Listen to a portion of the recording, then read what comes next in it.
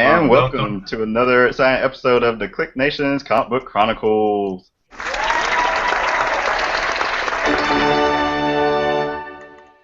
I am your host, Tim D-O-double-G.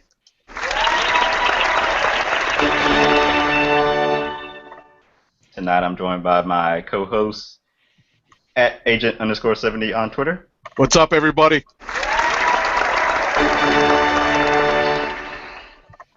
Also got here at PCN_Dirt on Twitter. Yay! Yay! My bottom third is working. See, I finally got it working. After a month. And we also have at Roddy Cat on Twitter. I am here.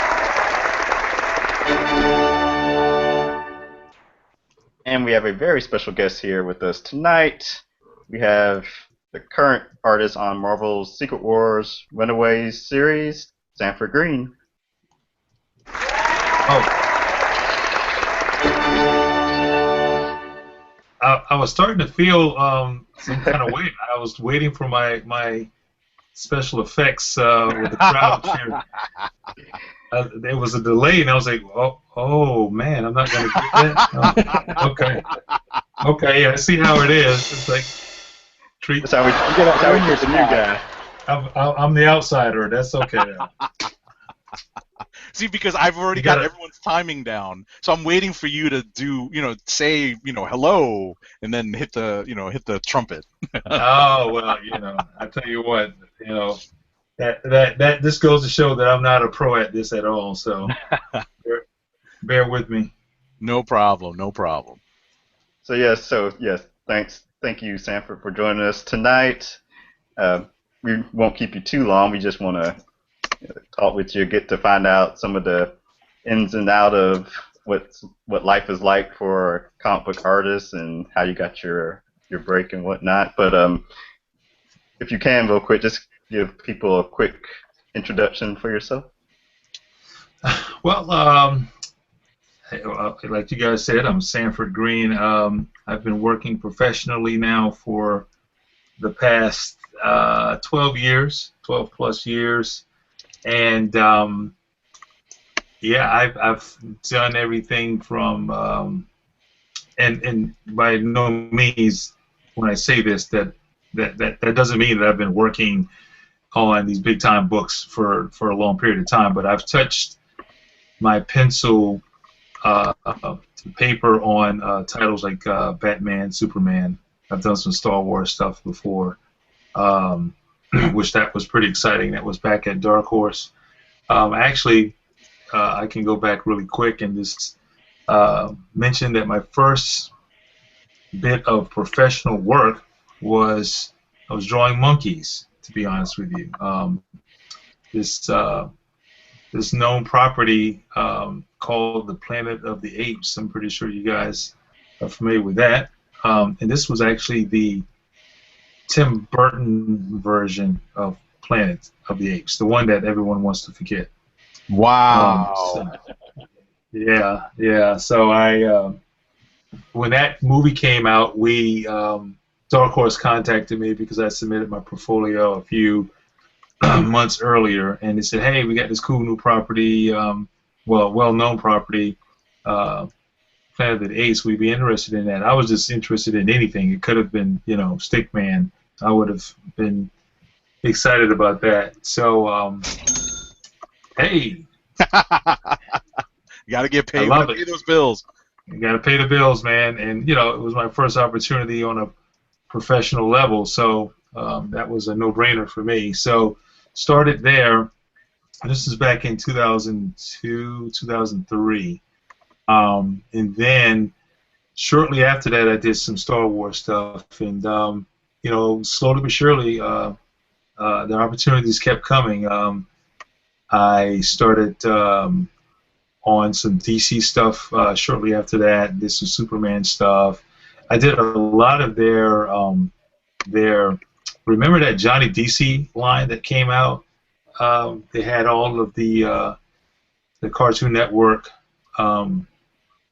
They basically did comic versions of the Cartoon Network series, the different series, especially the DC stuff, Legion of Superheroes, of course, Right. Justice League, some various other titles. But I did a lot of work for that, and then Batman, the animated series, came out, and not the Tim Burton. I'm sorry, not the Bruce Timm version. It was the other version that a lot of people were kind of weary about. Was it the Batman? The Batman. Yeah, I loved it. I thought it was an Yeah, I awesome like show. that show a lot. Yeah, no, I And, thought I liked that. yeah, that show was. Yeah, yeah. I think a lot of people just didn't like the you know, Joker in that one, but I thought the show was good. yeah, yeah. I love that Joker. That Joker is like, of course he would be in a straitjacket, you know. But hey, that's just my taste, I guess. But again, you know, I did a lot of work on that, on the comic version of that, and shortly after that, that's when, you know, the real break started for me, where I got a miniseries called Wonder Girl, and you know, it kind of took off from there. To be honest with you, that was around 2007, 2008, and you know, I guess fast forward up to now, I've done various other titles over at Marvel, Spider-Man, and I did some X-Men stuff. Back then, that it was very easy for you to do the young versions of these characters. They had these young reader versions of the characters. You know, Spider-Man was a part of this. Marvel had a line called what was it called? Marvel Age. I think it was called Marvel Age, and that was for, you know, the younger readers. But shortly after that, I got weary of drawing, you know, all the young reader stuff. I didn't want to be pigeonholed into that, and you know, I just decided to, you know, reinvent myself. This is right around the time where a lot of artists were doing that. This is around 2008 or 9, and they started to reinvent themselves. So, you know, that's what I did. You know, I did that as well. A lot of guys like, you know, some of the mainstay guys like Scotty Young and let's see, even Roberto Ramos. A lot of guys that had that cartoony style. We'll call it what it is. There's so much of us, you know, coming around, but there wasn't a whole lot of opportunities other than doing these young reader versions of these comics. So shortly after that, that's what I did. I just reinvented myself as well. So, you know, and I guess I could share about that shortly. All right. Sorry, I was kind of rambling there. Sorry about that. No, it's cool. It's all good because unfortunately, that's sort of where, you know, that type of you know, it's like, let's recap your whole career type question goes. Yeah. That's pretty much what that was the question. That was the question. I was like, okay, I could be very short and create this awkward silence by being short, or I could, you know. So. Oh no, go right ahead. No, actually, it prompted another question for me early on. When you said you submitted to Dark Horse and got the Planet of the Apes series, what was that like at a point in time where you were sending submissions to numerous publishers? Yeah, I'd sent stuff to, you know, all the major companies, and Dark Horse was the first to bite. And you know, and that's usually how it is. You're going to get more. You'll get a quicker response from, you know, the companies that aren't necessarily Marvel or DC. So, you know, they were the first. Now, I mean, and don't get me wrong, Dark Horse is no slouch. So yeah, it was really cool that my first professional work was, you know, from a major arguably, publisher. Yeah. You know, the next biggest publisher out there. So. Cool.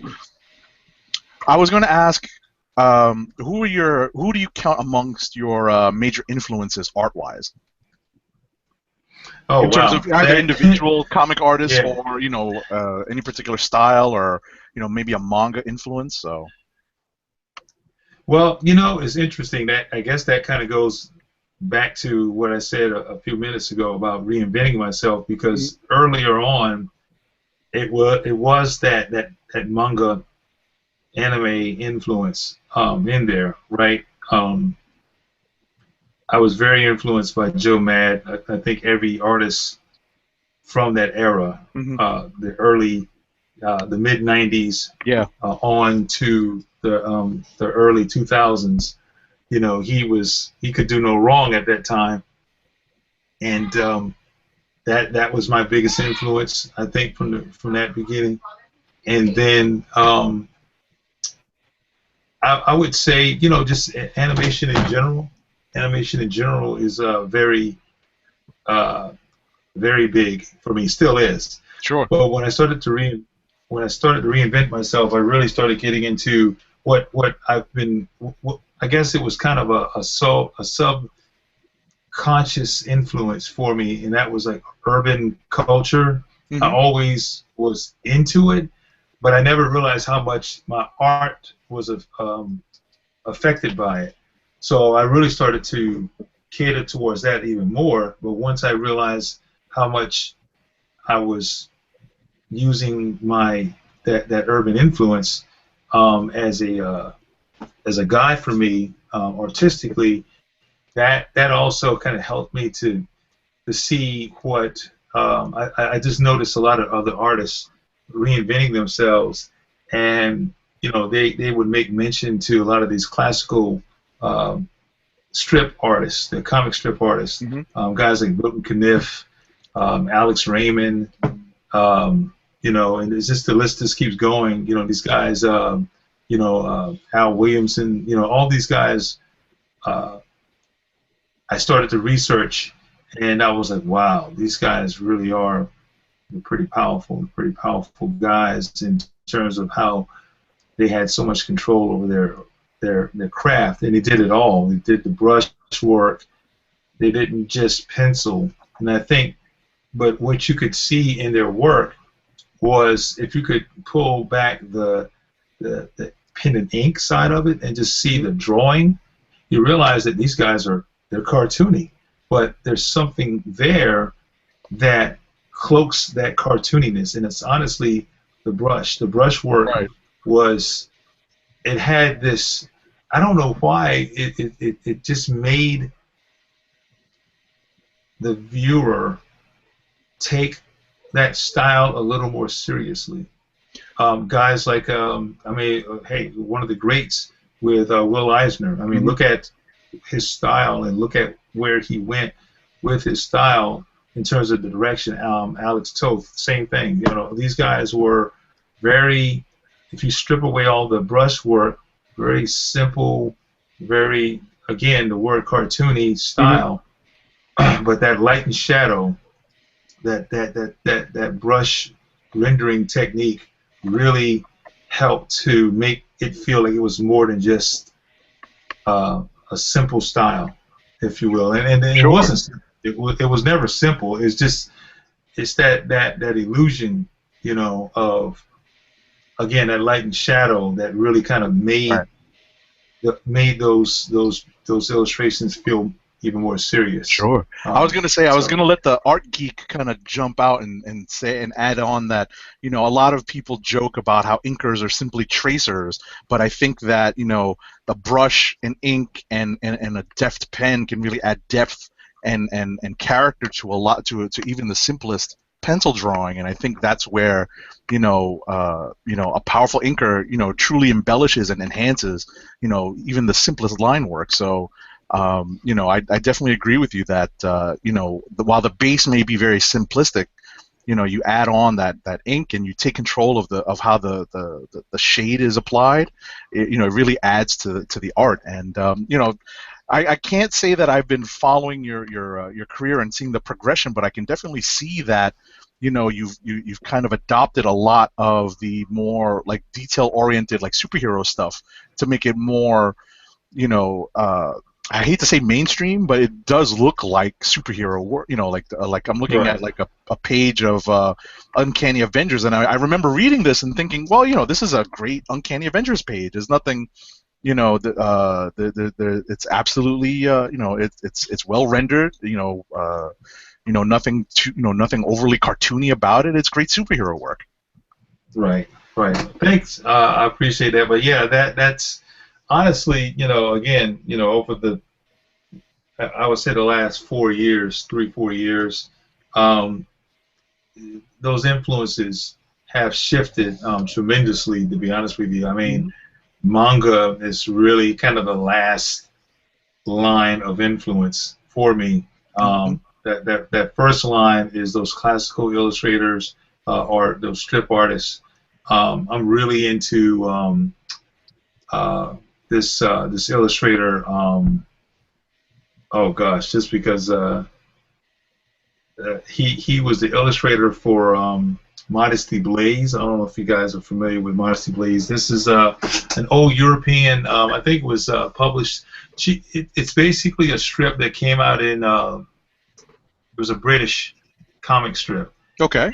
And it was turned into a TV show. It's pretty much a female James Bond. Is pretty much what it is.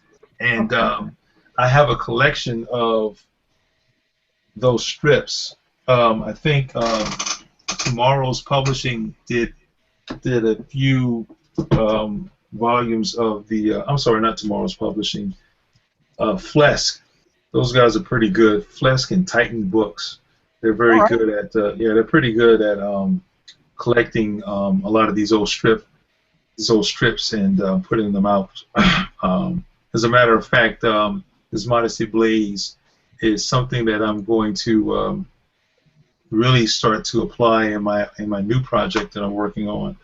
Jim Haldaway is the artist actually for that Modesty Blaze comic strip. But yeah, that strip. Once I saw those illustrations, I was just absolutely floored. I even thought about buying a few of the originals. I went to Comic-Con this year and went over to a dealer that had a lot of the old strip artists originals. And man, I mean, three panels. We're talking, 8.5 by 12, something like that. They're like $2,500. Wow. Yeah. So I definitely see. Yeah, I see this now. I mean, what's funny is that every time I speak to an artist, I keep wanting to jump out and say, "What? You didn't sit there and try to ape George Perez New Teen Titans like I used to try, like back in the day when I was, growing up." Yeah. Well, honestly, his, of course, Crisis on Infinite Earths was. That was one of the first comics I ever got. Well, the first that really impacted me. Sure. So yeah, I mean everyone I think was trying to understand as a kid how does he draw these characters? Every character was recognized. Oh God, man, my brain hurt when I saw that. I thought you drew that small. First of all. Yeah, I used to always think that too. Well, he does draw that small. Like he draws with like a 0.3 lead. I've read that in some of his interviews, and some of his old inkers are like, "What the heck are you drawing with?" He crams so much onto a page. Yeah, I mean, but you pick up a 0.3, a 0.3 mechanical pencil, you start drawing with it, you'd be like, "What the heck?" Well, even with that, I would already drape his the way that his page is laid out. His page, honestly, though, is like. I think it's like 12 by 18 or bigger. Right. So technically, he's still drawing small, but not as small. Like even though it's a 0.3 lead, he's on a big page. So he's still, he has more room than you realize. But it's still amazing, man. This stuff is so amazing. All right, cool. So I wanted to actually touch on something, but Tim, do you have another topic that you wanted to hit on? No, go ahead. Well, because I was listening to an interview you did with John Suntress on Word Balloon, the podcast. Quick plug for you and for John Suntress. And Yeah, yeah. you know, you're one of the contributors to the Marvel hip hop covers. Right. And I just wanted to touch on a couple of the items that that you had, kind of touched on before. We've already discussed this on the show about, some of the influences that we've had and how, some of the musical influences that we've had growing up and seeing some of these covers being recreated, some of the cultural things that, that have been kind of discussed that came up out of this. Could you talk about some of that and how you feel about how some of that's been portrayed in the media? Or at least through bloggers. Yeah, well, man, you guys are asking some very detailed questions that you can't give a simple answer for any of these things, to be honest with you. I mean, but honestly, I touched. Actually, I kind of went in some detail on just my personal experience in this industry, because honestly, that's the only way that I could. If you want to identify with a lot of what's happening in this industry, you have to first look at how it identifies to you. You have to be real with how it makes you feel. And I think a lot of people are identifying with it and how it makes them feel, whether it's positive or negative. I do think that there's ramifications for how you handle that. I guess you're touching. I guess you kind of touched on how the media, I guess, is portraying it. Overall, the media has just been outstanding with this thing. I mean, I will tell you this: this thing is reaching places that I don't think comics has really reached in a very long time. When you start seeing, every hip hop blog or music site that's out there has talked about this and highlighted this.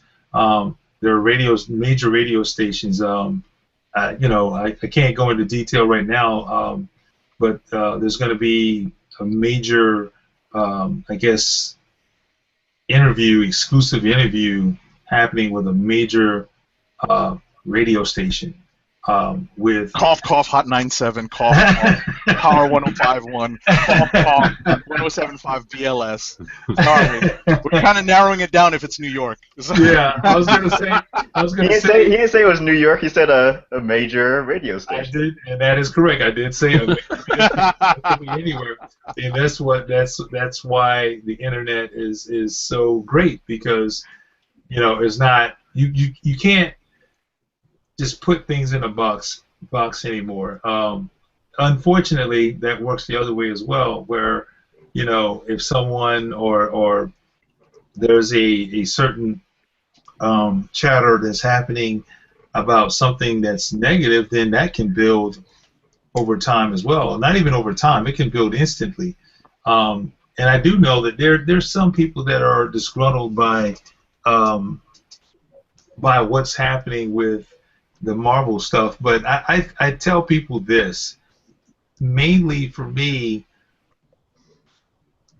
knowing just touching on my experiences first. Let me just say that with my experiences coming in this industry, that it's a no-brainer that in terms of the upper tier management, editorial, those positions of that. In that area, right, on that level, there's not a lot of African Americans. There's not a lot of women. right. There's not a lot. Let's just be real. It's middle class Caucasians, males, male Caucasians. So but that's not a secret, or oh no, don't mention it. I mean, every editor that I've worked with has been, with the exception of one in my career, has all been Caucasian males. Right.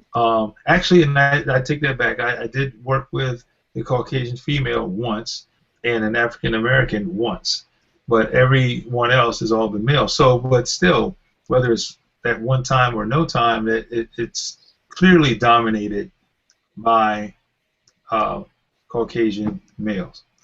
So and honestly, um, the creative side is dominated at one point in time. That is Mhm. coming through by Caucasian male. So What? I am sorry. No, no. I was just gonna say, I wanted to sort of direct the conversation because I didn't want to kind of retread what you did. All due respect to Word Balloon. You know, Right. I wanted to just kind of touch on a couple of things that you spoke about. Coming up as an Asian American, and I didn't realize that some of the creators that I followed growing up were, obviously George Perez. You could tell is obviously is Hispanic, is Latino, but in Right. terms of like I came up late 80s, early 90s reading a lot of, X-Men, and all of a sudden Jim Lee came on the scene. I was like, wait, this is an Asian dude, Wiles Portacio, who I didn't recognize to be anything but, I thought the dude was Italian. He turns out to be Filipino. So it Filipino. made Right. Right, so it made a difference for me to see that, what, there are Asian dudes out there, creating comics, really becoming coming to the forefront of comics, and really churning out the stuff. I had no idea that Larry Hama was Asian. Right. He's the one that created, like G.I. Joe for an entire generation. But Right. coming up, understanding then that there were people who who had a similar background, who were creating the comics that I was enjoying, did make a difference to me, and Right. it made it changed the experience for me, and I can definitely understand, coming up, from that perspective, that it did make something of a difference. But at the same time, I still had to enjoy their work. Right. So. Absolutely. I just wanted to say that it does make a difference to see more African American creators in the industry. I think so. Having seen just a small trickle come up, I think it's important that that more and more that more representation come up through the ranks. Right. Through I would like to say through merit. And really Yeah. Right. across, Right. come across and represent, now I'm starting to ramble because I've got so much I want to No, touch on. So. no, I can totally relate to that. I mean, I shared this on the Word Balloon interview about similar impacting moments for me coming up as a fan. When I saw that this milestone comic line that was formed over at DC Comics. First of all, you see the characters, and they're brown skin, male and female characters, and then you realize, thanks to Wizard Magazine, that wait a minute, these guys are, you see this big article, they had this big triple page spread of all of them at a studio. I don't know if you guys ever saw that issue, but I was blown away. I was absolutely blown away. I was like, wow. Sure. And that was all I needed to see, really. And I got a chance. This is all sort of pre-internet, right? Because now we can see who the creators are. But back then, I definitely know what you're talking about. Oh yeah, Wizard was the internet for the most part. I mean, they were the comic book resources and the Newsarama and yeah, they were all of that. So there was one reliable source, if you will, and that was it. And that's all I needed to see was that these guys were brown skin males, Sure. young guys. So yeah. Sure. Well, I just wanted to also just ask. It's obvious that from your interview that you're a fan of hip hop, and we've discussed this at length. What album covers are you? I don't want to spoil too much because obviously you're in the know.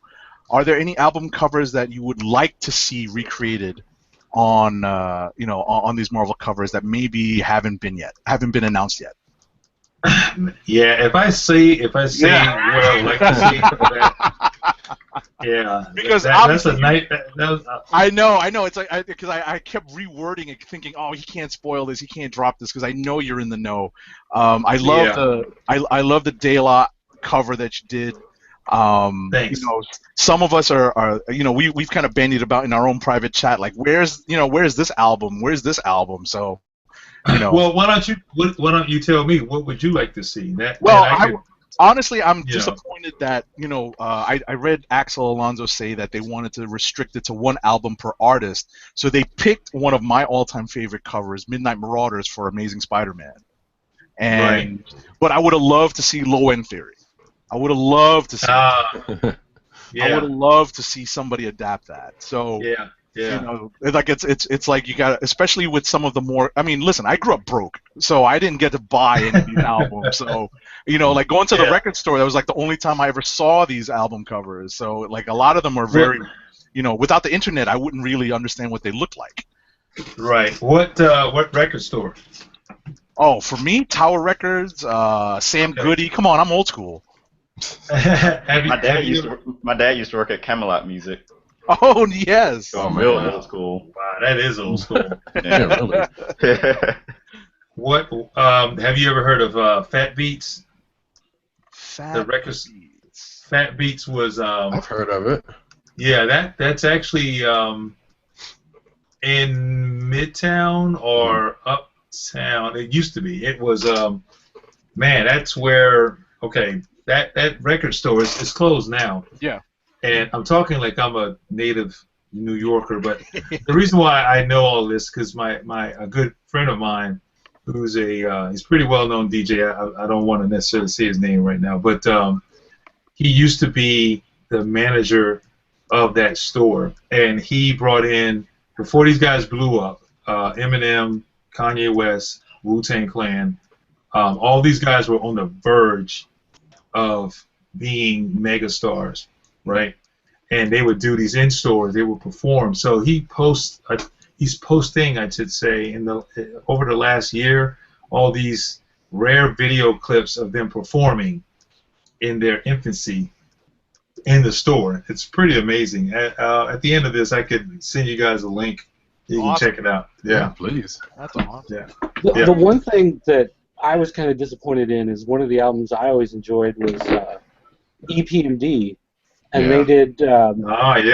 Was it Business as Usual? I think was the one that Bill Sienkiewicz did the cover of. And I thought that would have been great if they would get Bill Sienkiewicz to come in and redo that cover, but as one of the Marvel covers, like that would have been the ultimate meta, double trip thing. And it just seemed like for whatever reason it never occurred to them or didn't make it happen. Well, never say never. I can say that. Uh-oh. Wait, we have a sound effect. We have a sound effect, Sanford, for this. It's called the spoiler bell. Exclusive.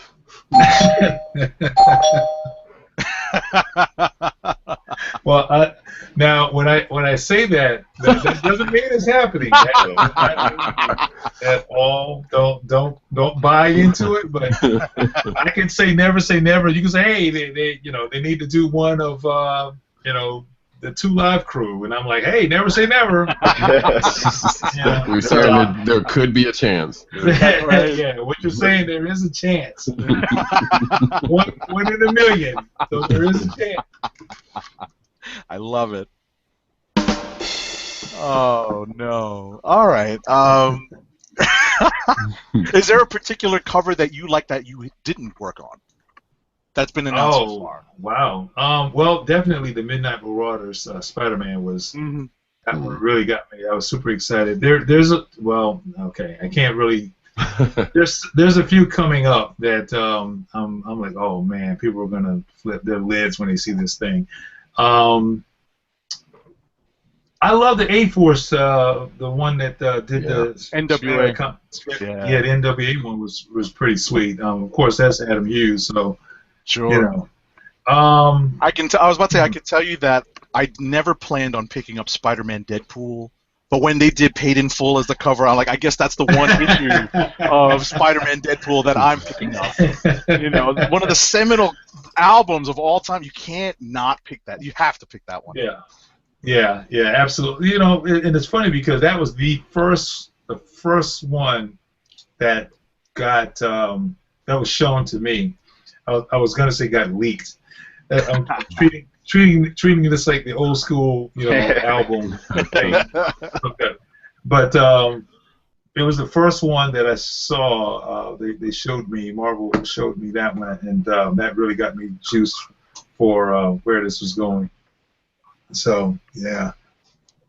Isn't it, I was about to say, isn't it great that something like this can create so much excitement in you? You know, you're a veteran creator now, and to Right. have something like this just kind of come and like really, put some, inject you with some excitement. I wanted to say PEDs really, but like really get the juices flowing. Oh, the juices are definitely flowing. There's a few more that are coming out that I'm excited about. I'm doing a few more as well. One I'm really excited about. That's the only hint I can give you. And so, I'm really looking forward to where this is going to take us. And I said this, I keep referring back to the word balloon interview, but this is honestly a launching pad for where Marvel is really going. A lot of people, I should say a lot of people, but there's a handful of people that felt like, okay, do this little token gimmicky thing, bring in these minority creators and ship them off after this gimmick is over. That's not the case. That this is a launching pad to open the door for a lot of creators. So that's exciting.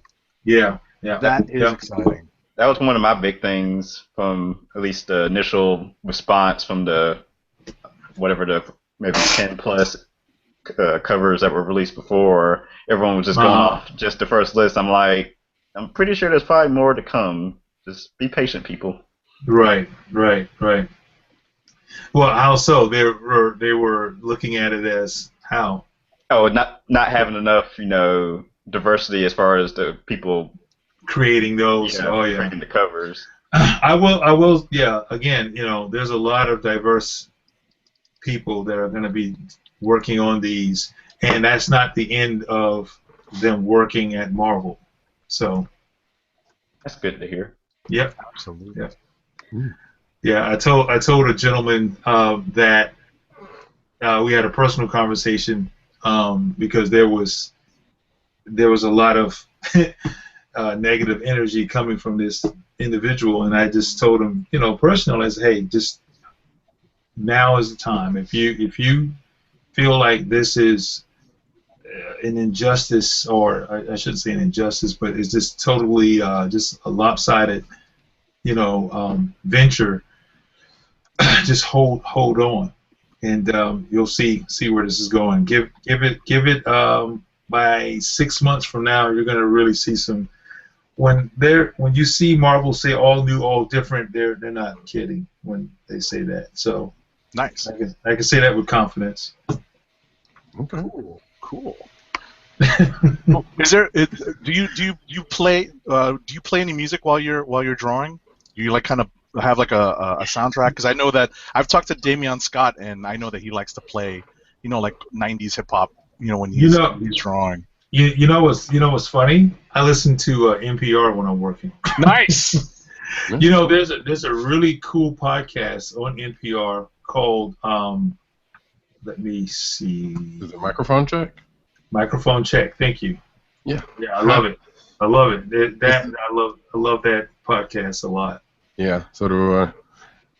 So if anybody who don't know, it's NPR's hip hop podcast. No kidding. With Ali Shaheed Muhammad and Franny Kelly. No kidding. Yeah. Well, look, this is what you learn on the Comic Book Chronicles, ladies and gentlemen.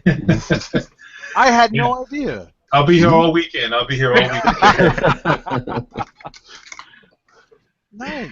I was going to ask another, since you Agent 70 brought up the, what do you listen to while you create? What's a typical work day for you, as far as like what time you wake up and maybe tend to the personal matters and then start working to, I guess, when your day may typically end?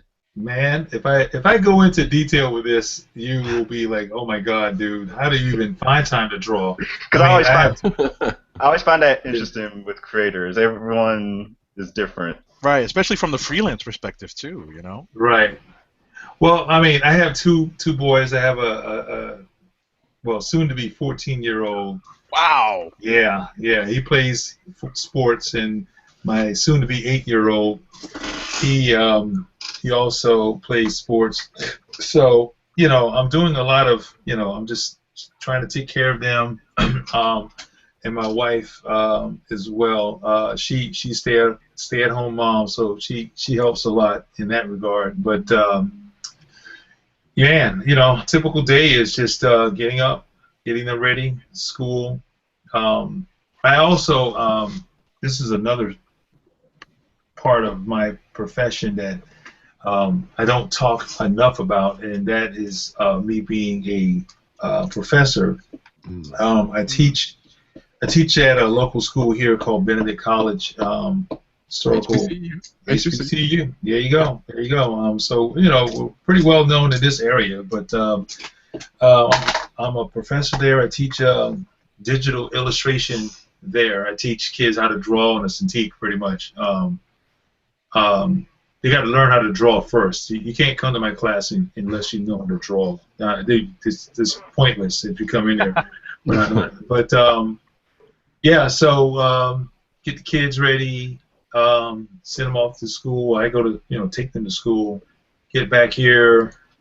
By 9 o'clock, I'm 9:30. I'm rolling.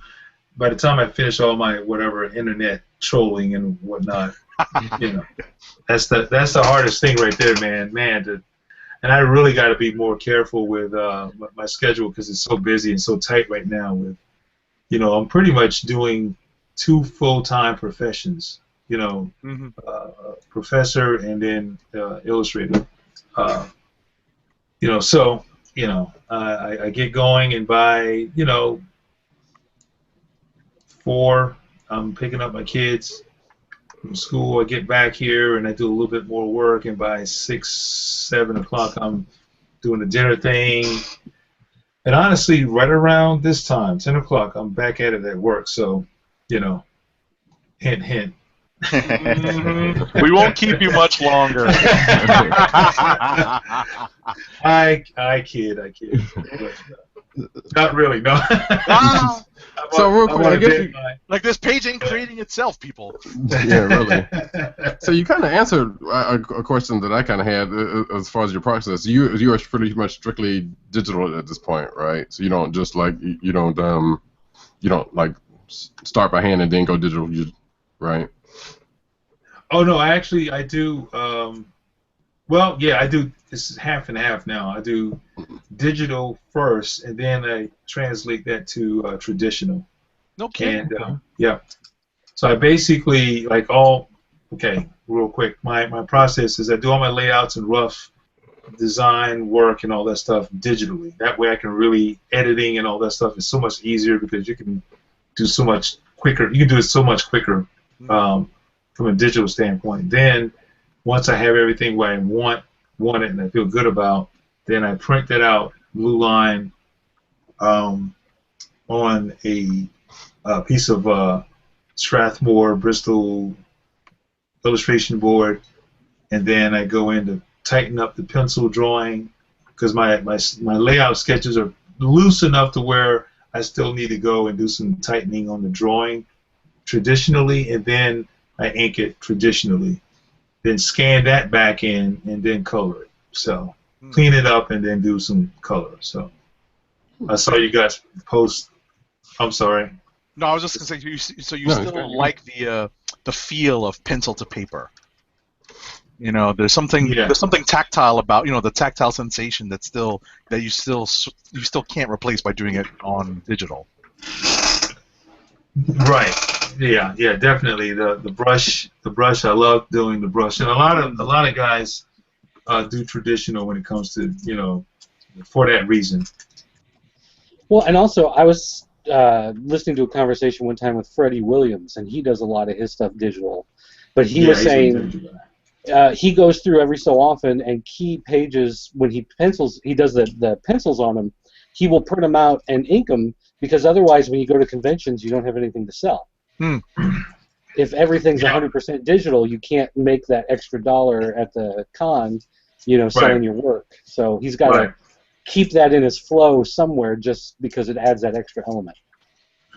Well, and to be honest with you, even with that, there's a growing, I guess, mindset that's not even that big of a deal anymore to have original work. And I'm not saying that it's completely unanimous or whatever, but there's a growing consensus that you know what, these pages, unless it's a splash page or a cover or something like that, they usually don't sell for that much anyway.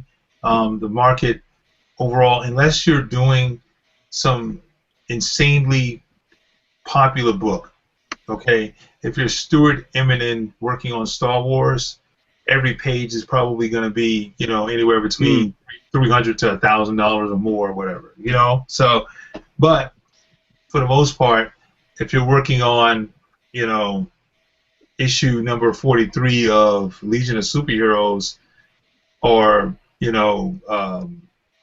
some spin-off of some Spider-Man, Silk or whatever, whatever character that's not top of the line. Or not Spider-Gwen, right? Or not Spider-Gwen, it's like, those pages aren't going to go for a whole lot. I mean, so you just kind of start to realize that, okay, I can honestly make more money because I'll have my production rate will speed up if I go digital. If you really think about that, because that's what a lot of people are thinking. Their mindsets are starting to change to go that direction now. So again, that I'm starting to think in that realm as well. I'm not there yet. Every page is inked traditionally, but I got this Cintiq here, and you can use it for a lot of things now, more than just storyboarding. That's what Cintiqs were originally for, just to storyboard for animation. But then now, it's pretty much a canvas for anything art related.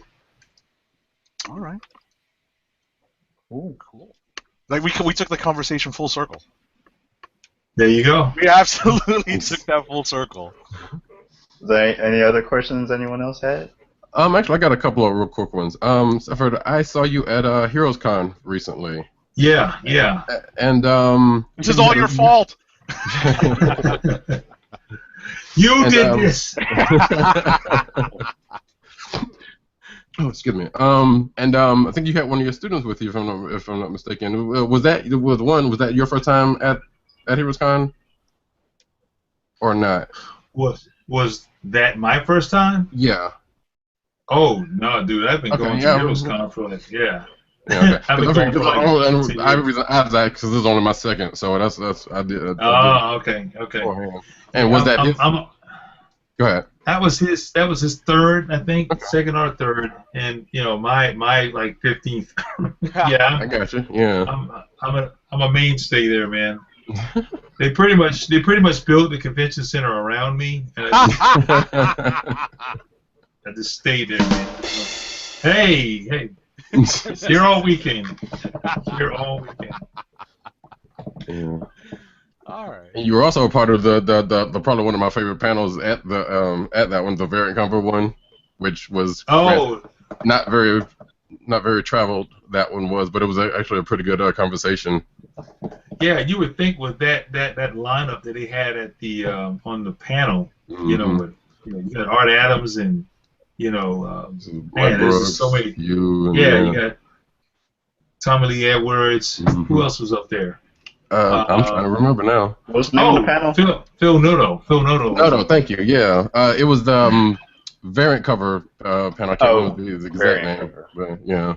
Yeah, I mean between especially with me this year, between all of us, I think we've done every variant cover for every comic ever made. Yeah. you know, those guys, they do a lot of those variant covers. A lot of those guys, they do. That's what they do. Period. I think Mark Brooks, that's all he does is cover work. Oh yeah, he made that very much. Yeah, he was like, oh yeah, that's where things are. So. Well, I don't know if that's where things are, but I definitely know that that's what he does that, and yeah. You know, Well, you know. Yeah, because the question came up was whether you rather do interiors or covers, and I think that was for him.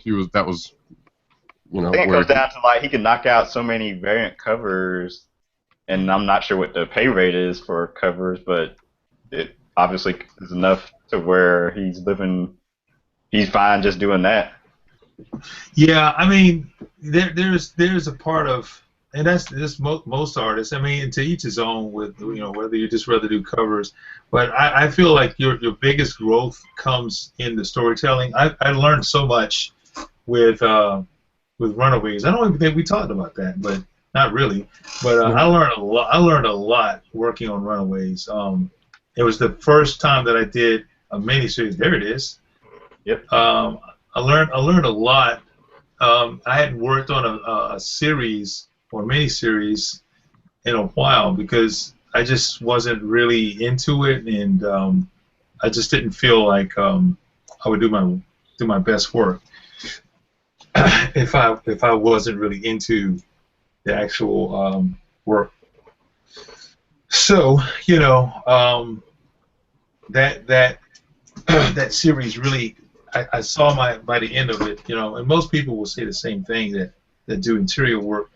By the end of their run of something, you know, it's a significant jump from the beginning. So I'm trying to keep that momentum. It's real into your new secret project, right? Well, into my maintain it. Into my creator-owned project. Something you'd like to plug now.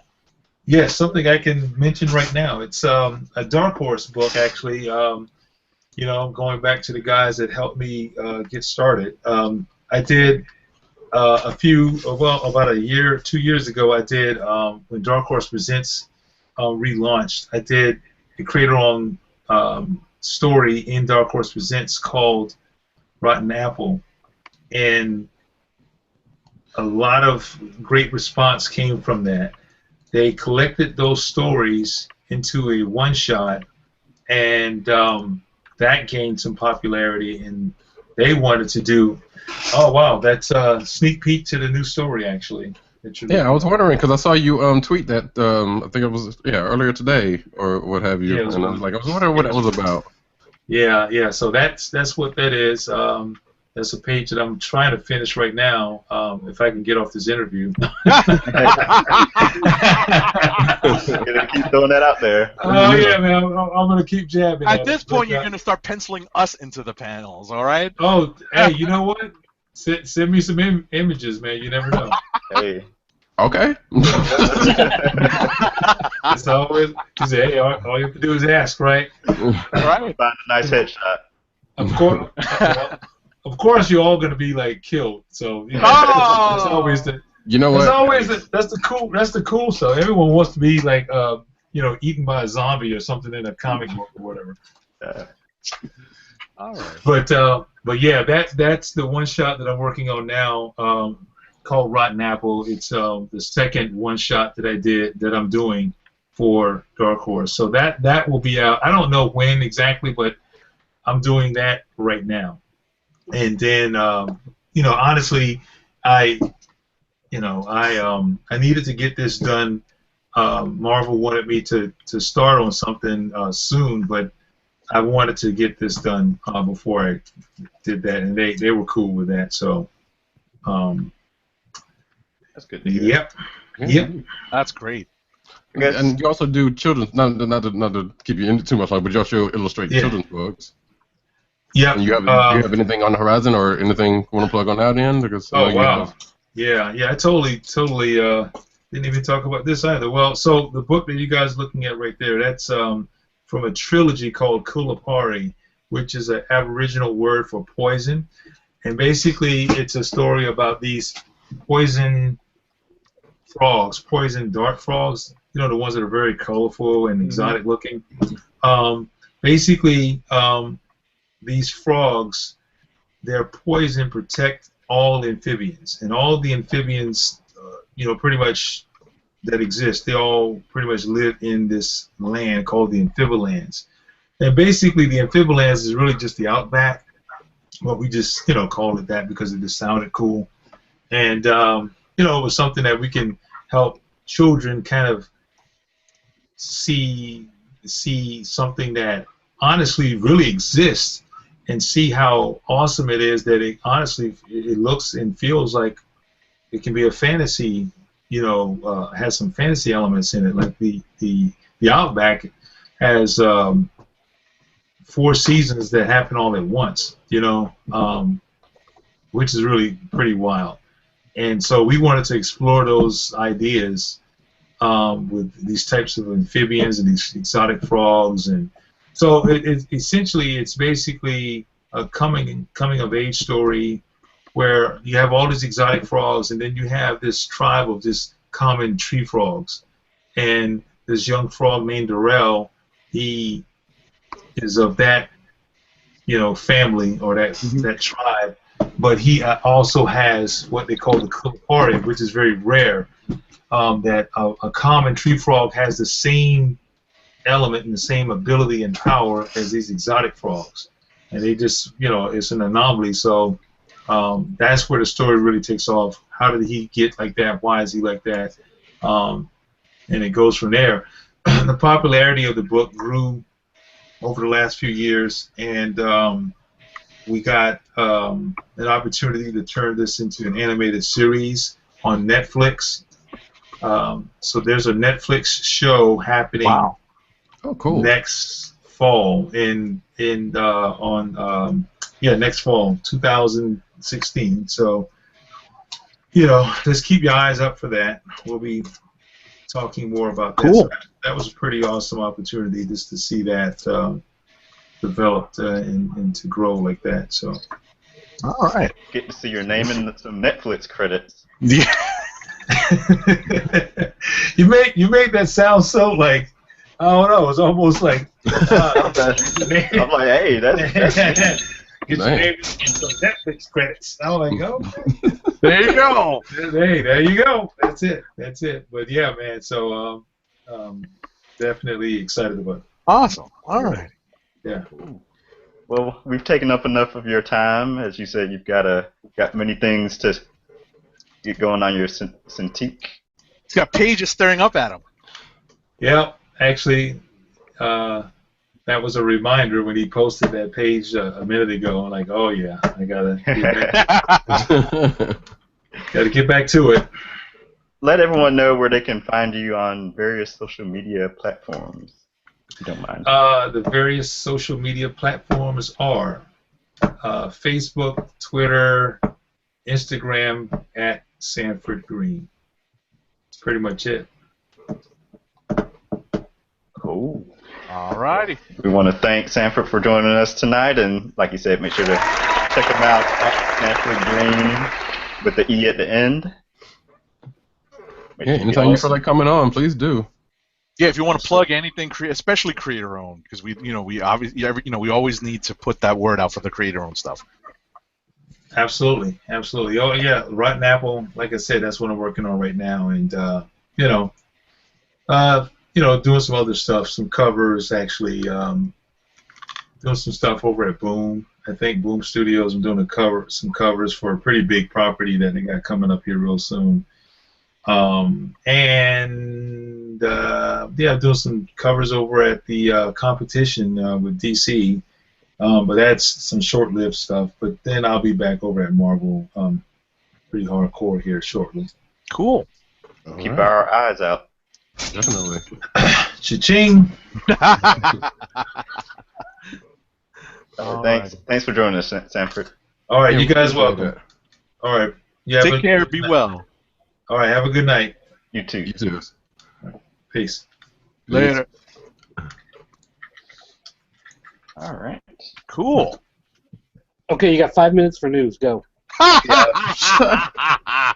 I was debating whether or not to even do the news portion or Let's not. just do. I was about to say like, anything Oh, that. wait, that you gotta popped do your up. plug. You gotta do your audible.com. Oh, we got to do the ad. Oh yeah. Thank you. Good reminder. Sanford, in case you're still there trying to figure out how to get off, I think I can. Yeah. I'm like, okay, what do We're I do live. here? We wouldn't say anything about you. Do I sit? Do I sit here and listen in, or what? Just be quiet. Just be quiet. You Yeah. can listen to us while you work, and then just chime in and be like, "Hey, you got, you know." I don't know. I You guys got agree that or wrong. disagree. Yeah. Yeah, exactly. So I was reading this horrible book called Runaways. That's the worst art I've ever seen on a comic.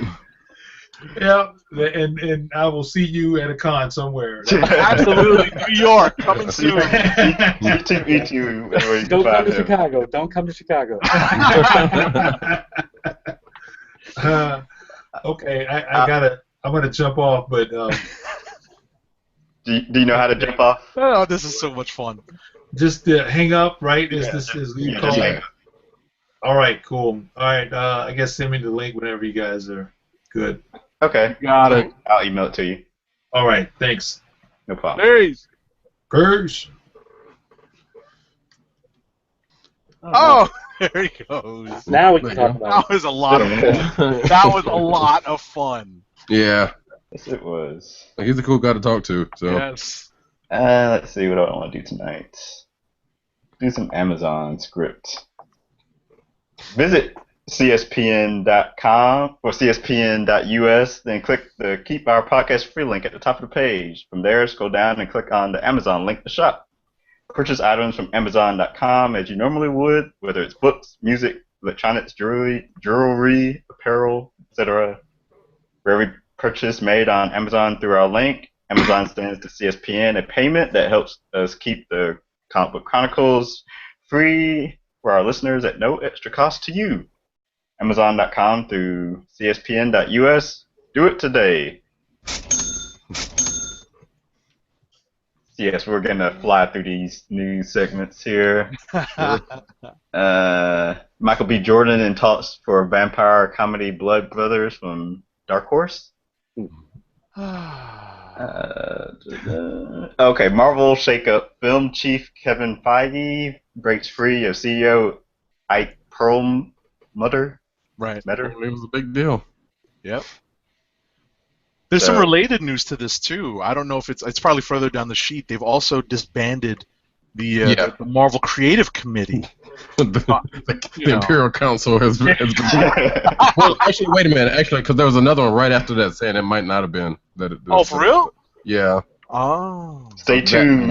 That may not be true. Yeah, or they may reform it. You know. I have no real thoughts on what that means, repercussions or wise for the movie franchises. So, I mean, my biggest concern, and I think what the fire that everyone was reporting was trying to stoke is that, what we've had so far through the Marvel's Phase 1 and 2 is that, there's always been like a strong, I don't want to say hint, but there's definitely a strong reminder of the source material. While they may make adjustments to make it more presentable on screen, they're still very much true. The movies are still very much true to their original stories for the most part. And I think what they want people to be afraid of is like, well, if there's no creative committee that's kind of keeping overwatch on this, the movie studio is going to run amok. I'd like to think they've come to a point where we can sort of trust them, but I still like the idea of having, like a lot of input from the comic side. Yeah, it's one of those cases of, the committee knows the source material well, so it's whether or not they're giving too many notes or not. And we really don't have any idea since we're not in the rooms during these conversations or whatnot. Right. Is it good having final authority or not? Like, is more power a good or a bad thing for Kevin Feige or anyone? Yep. Exactly. Matt Wang makes a point. There may now be a disconnect between movies and TV publishing. which yeah. They've been feuding anyway, so Yeah. on the low.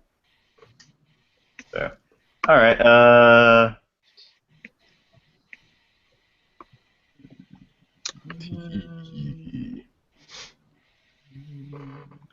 Dr. Light possibly. Yeah, we're really skimming through the news tonight. Yeah. Pretty much.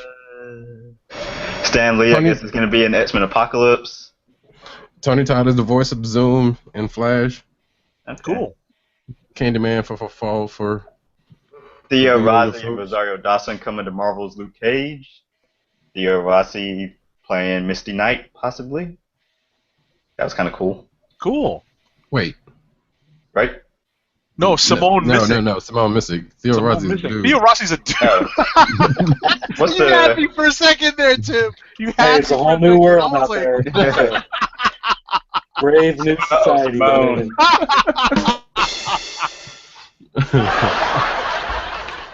I was like, what? Who is that Theo guy playing? He's playing the villain, but I'm not sure who. No idea. Okay. Oh, and Diggle from Arrow got a costume. Black reveal. Magneto.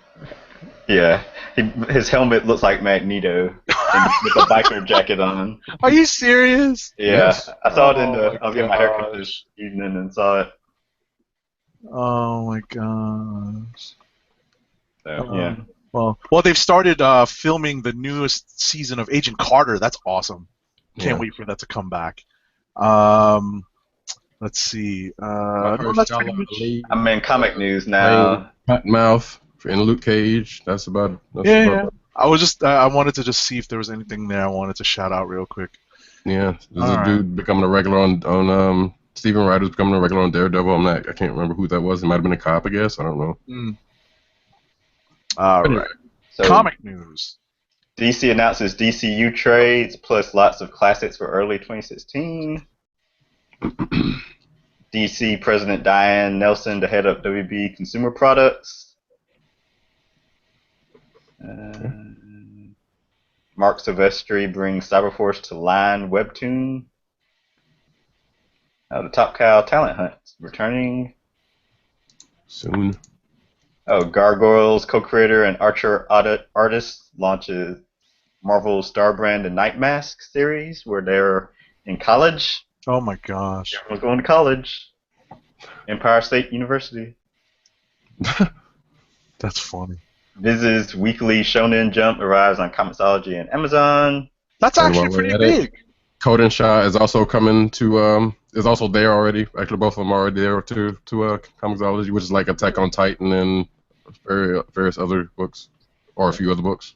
Yeah, but that's pretty big that they're going to be on Comixology, and Amazon now, like in a much more readily available digital format. And DC is also set to release an 800-page Gotham Central omnibus collecting the entire series. Yeah, that's pretty cool.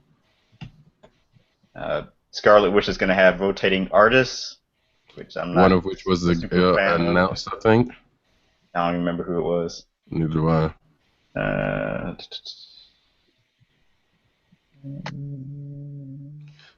Firefly returns in new Serenity comics from Dark Horse next year. Weird World returns in a new series in December from Sam Humphries and Mike Del Mundo. That's cool. You were about to say something, Roddy? No, I was about to say that next one, if you were going to get to it, was not supposed to be there, but you didn't. So. Okay.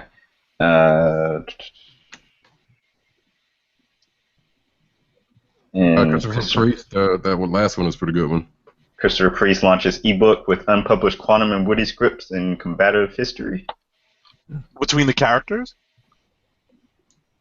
Yeah. Or the combative history between Priest and whomever? Have to buy it and see. Yeah, right? Any variant covers you want to mention? The Daredevil, the action figure one's pretty cool. There's we finally get all of the, so far at least, the hip hop variants. That's like the first wave, probably, right? Yeah, because it's like about 4 or 6 months or something going on, and that's like the first two. Right. That's, I think, about it. Yeah, I mean, that Star Wars one was all right, but I don't think we're ever going to see it. So. Hmm. All right. That's it. Time to review some books. Yeah, let's get to it. Who wants to? How was the end of Daredevil? In being the Um, end of Mark Waid and it Sam was it was a nice wrap up because the lead into this has been kind of up and down for me because I wasn't so keen on some of the supporting characters that Wade was introducing, like the Shroud, but a lot of that came because they had put Matt Murdock and Nelson and Murdock and Kirsten Duffy, the latest girlfriend for Matt Murdock, into San Francisco, and so they brought some of the supporting characters who have used San Francisco as a home base before, like the Shroud, or at least the West Coast. So this was a well-written ending. I do not recommend this particular issue for someone picking up Daredevil for the first time because there's a lot of stuff going on in here that you do need a little bit of backstory for. I actually read this Without and having read any of the previous issues? Exactly. So how did you feel about it? Like I was vaguely familiar with the fact that they had faked Foggy's suicide. Right. So I kind of knew that had happened. And I knew that his identity had been made public. But beyond that, I really was, I didn't really know what else was going on, but I felt like I could pick it up pretty easily. I wasn't confused by anything. Everything got explained, as the story went along. The only thing that I felt down by was, especially towards the end of the issue, they kept pushing towards this press conference he was going to have to do. Right. And you're going to have to go out there, you're going to have to talk, and then he gets really worried about it for the first time. It's like, you're actually afraid of something. You got to face this. You got to go talk to these people. You have to explain what happened, and then it just skips right over it. Mm-hmm. And that was the one thing where I was like, well, I figured there'd be like a big splash page of him standing at a podium and all this text, and I was gearing up to get to that. Like, what is this speech? This is going to be some phenomenal speech he's going to give. This is going to be the speech of his life. This is going to be the speech that defines the character. And then, nope, just shot of him jumping off into the city later that night. Well, I was just surprised that the world didn't end right then and there. That's what I was thinking when I turned for the Secret page. Wars? Yeah, exactly. I was just like, what? The world didn't end at this point?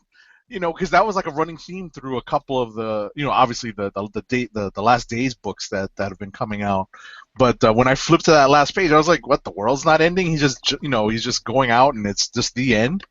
So that was the only disappointing part for me. Yeah, I kind of was looking forward to the press conference, but in the back of my mind was thinking they're going to end the world right when he's having the press conference.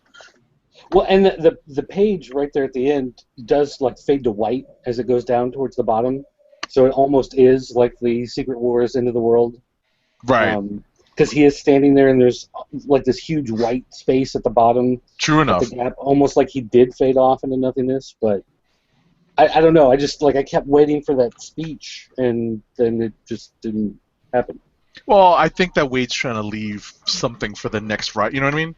Like just without totally. Well, he basically put a lot of the toys back into the toy chest, but for the whole like the true outing of the identity. Sounds like he ended it like the show ended. If he was jumping off a roof or something. Pretty much. Yeah. Pretty much. Cool. But Yeah. I liked it. It was just like I said. It was just it was a nice, neat wrap up to the series. It's just that I've had a tough time getting to this point.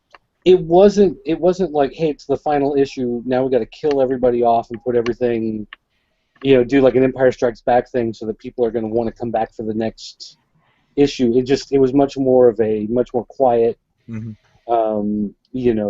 Everything kind of winds down. Life goes on. Another day in the life, as things just play out and move forward. So. Right. Okay. Let's see.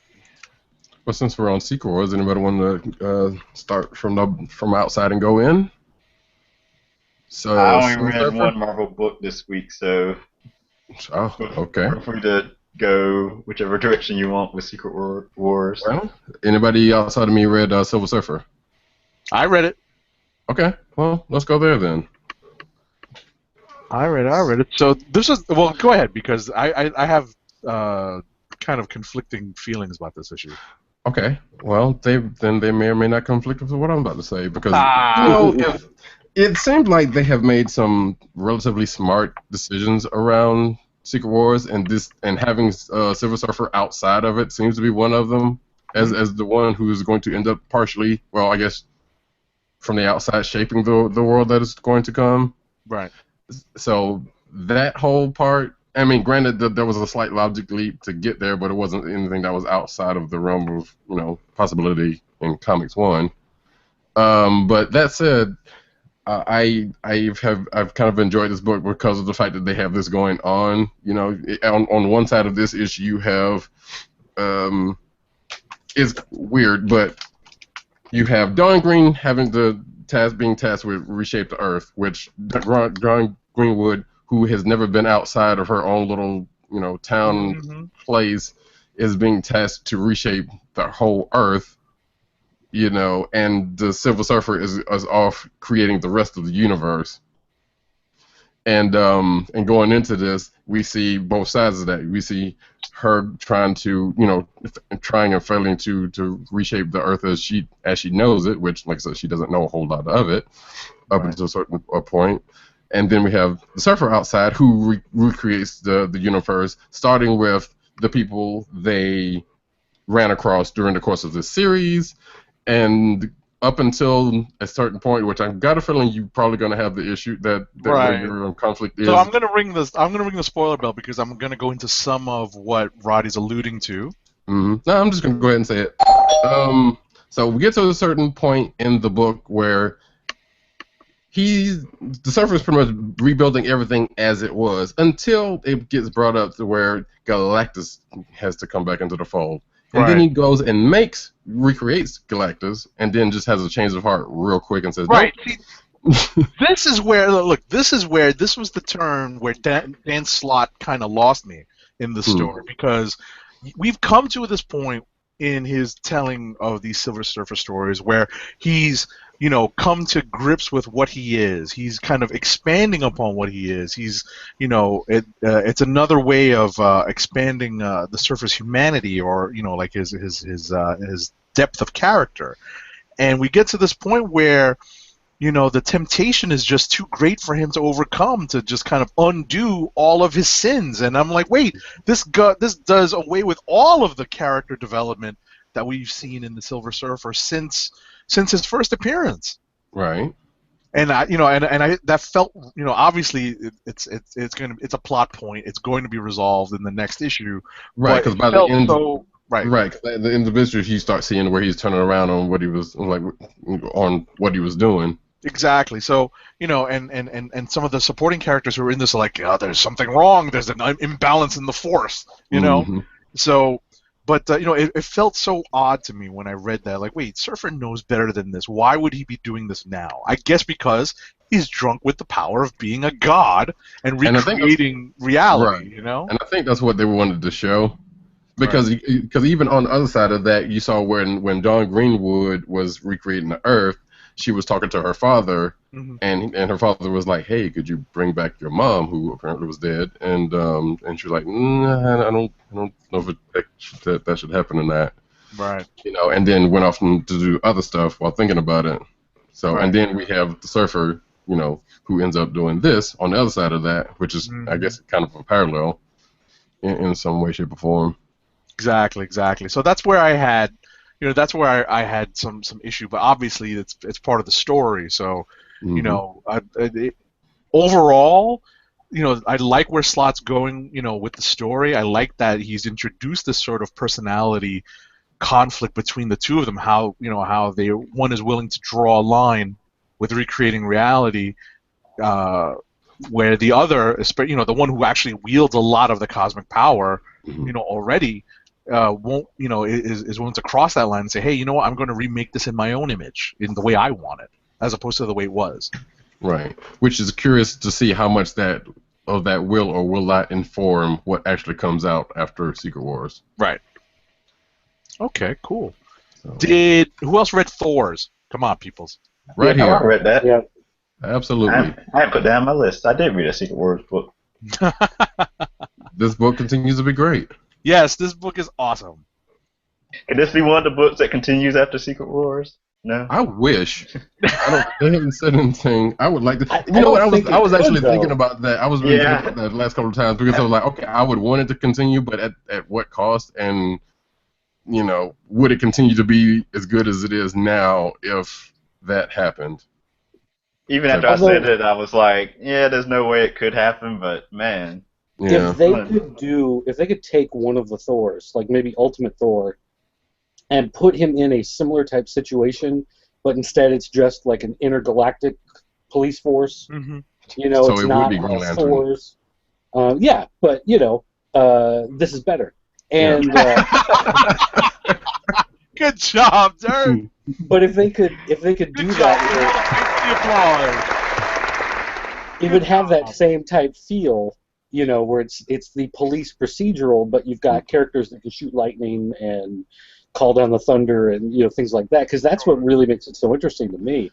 The one thing is, we're 3 issues into this, and we still don't have Ragnarok in here. I want to know where he's at. You mean Clore? Yes, Clore. In our tweets? Yeah. Well, I mean, I thought it was great that in this issue we have, I'm not that familiar with the stories that have been told about the Ultimate Thor, and I don't know how Loki plays into that. So for me, it was interesting to see Ultimate Thor interact with at least a version of Loki that is very reminiscent of every kind of mischief maker that we know from the 616. Yeah, I'm pretty sure they're going to be making that Scully he wore. So.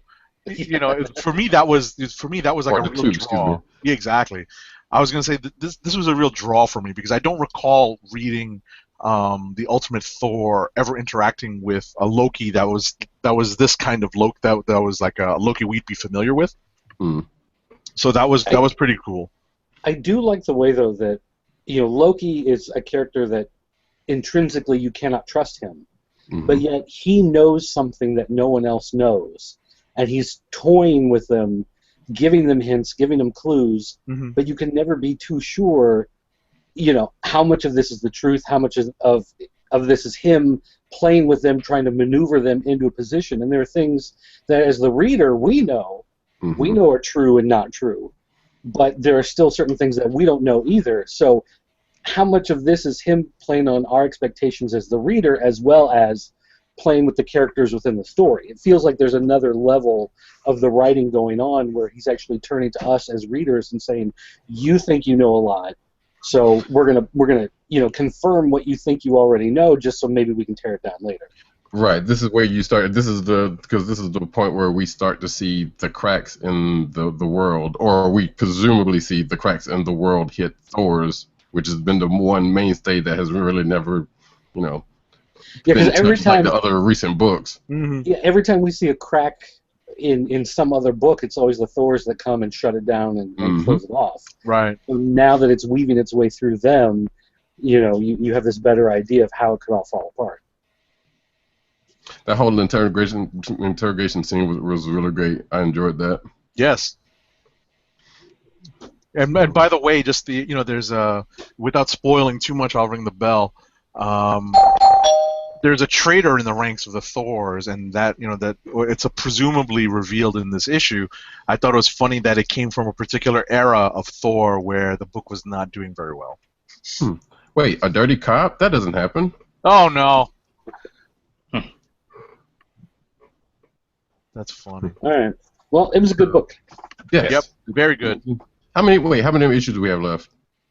I assume one more. I think just one more. Yeah. Huh. That's gonna be a bummer. I thought this was a 6-issue series. I could be wrong. Who knows with Secret Wars? Yeah. That's true. That's true. That's true. All right. So what else we got? Anybody read Star-Lord and Kitty Pryde? Nay. Nope. No. I'm the only one reading? Wow, how does that even I've been wanting to, but I'm reading it. I just haven't. I didn't get to it.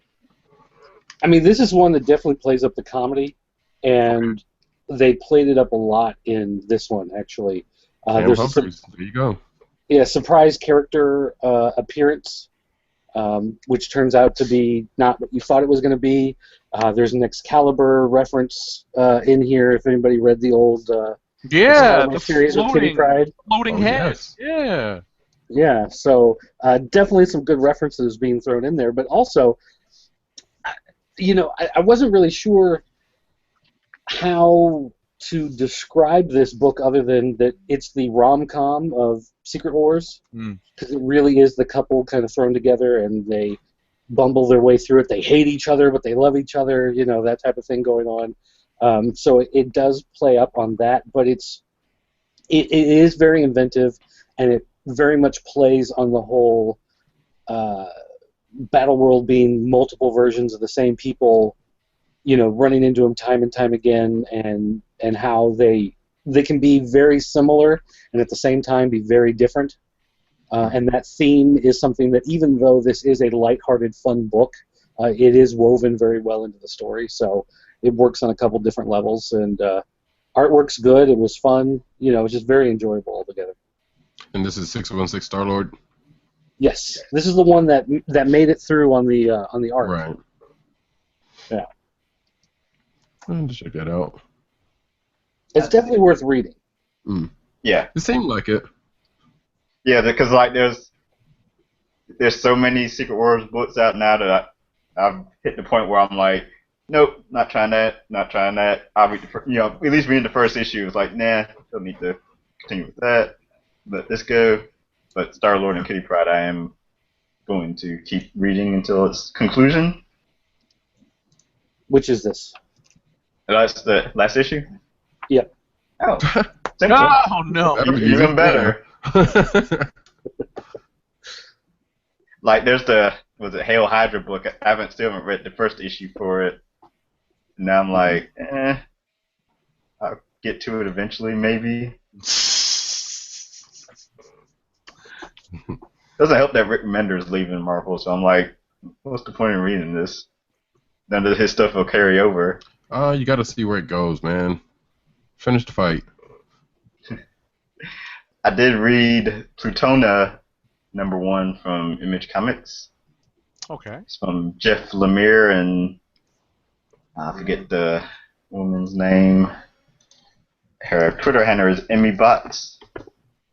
Lennox.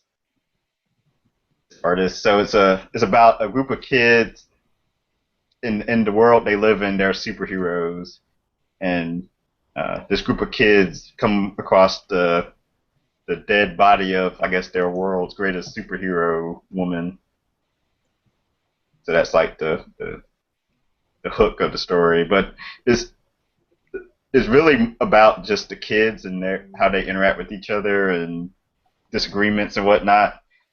Them coming across the body happens at the very end of the issue. So I guess Breakfast Club is a good, I guess. Or like Stand By Me. I was about to say. I don't know if I've seen Stand By Me, so that's probably why I know. What? Really? Come on, we should not stop. We should not become. We've been through this. We I know Tim is not. I haven't seen. We know Breakfast there's a Club. lot of movies Tim has not seen. Breakfast Club I just referenced, so that's another one. I see it on TV all the time. We should not be shocked at this point. I love it. So yes, again, another Jeff Lemire Image series I'm a fan of. Cool. All right. And I guess I'll quickly throw out Etso Manowar #40 from Valiant Comics. I'm trying to keep up with the Valiant stuff more nowadays. This is part 2 of Exodus story arc, where Etso Manowar's former, not villains, but former enemies, the Vine, have found their way to Earth. Except now, I guess, this ties into the last summer's Valiant big crossover event, Armor Hunters, I think it was called. And I guess at the end of that, like, Ezzo Manowar uh, made a peace treaty with Divine, and a community of them come to Earth for as like a place to live. But of course, you know, seeing big alien spaceships coming into Earth's atmosphere freaks out the government, so they want to attack them. But Arik, who is Ezzo Manowar, is trying to play peacemaker. And I guess during the Armor Hunters event, there was a military pilot that got a bunch of medals for his bravery, etc., etc.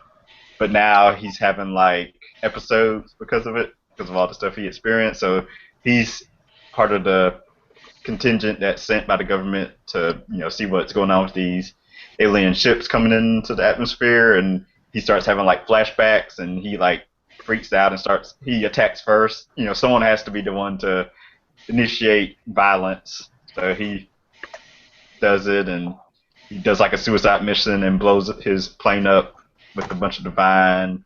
They land on Earth. They're not happy. They want to fight the military people, and it's basically Ezzo Manowar trying to play peacemaker. And then we also learned that there's caterpillar agents of Divine that have been living on Earth for years, decades, centuries, whatever, kind of do their little secret invasion type storyline. But I enjoyed the art from Rafa Sandoval, who's been on various, I think, DC books and other comics over the last couple of years. Robert Venditti's doing the writing. And, oh yeah, they also, go into comic book news, Valiant announced that Shadow Man is making his return in Ninjak story arc. So that's Valiant news. Cool. Well, speaking of invading military, we stand on guard number 3.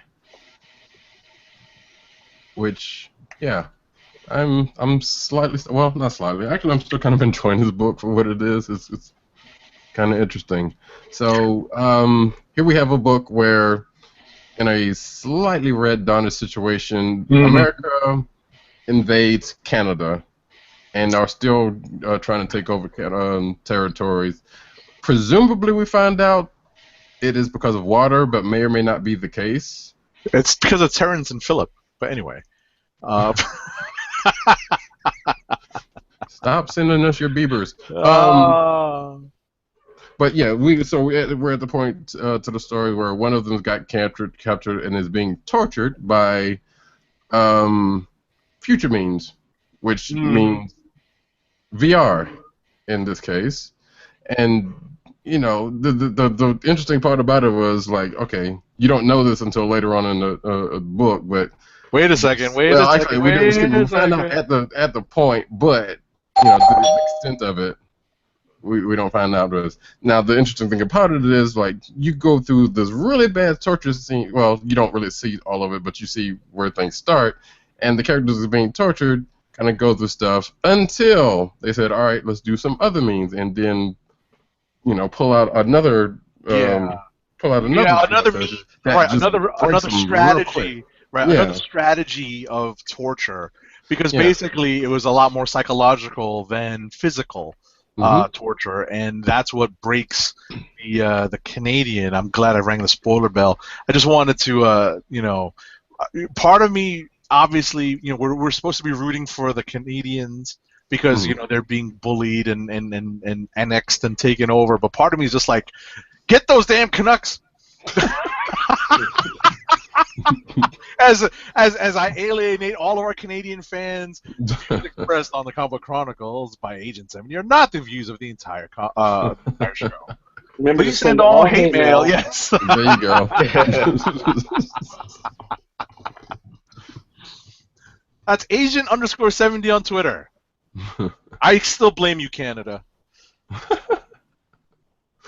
But that said, yeah, this book has still been is a pretty good read. We don't know what the end result is, I should point out, if I didn't say already, this is an alternate future, but it seems like something that could at some point happen, in this country. But That's funny. It is what it is. Minus the mechs in the future flying fortress, battleships or whatnot. Sure. But yeah, the art's great on this, and the story so far is still interesting to me. So we don't get as much backstory on what ended up being the main character of the last couple of issues, but we're starting to see a turn for them and the groups and the group in itself. So we shall see how that turns out. All right.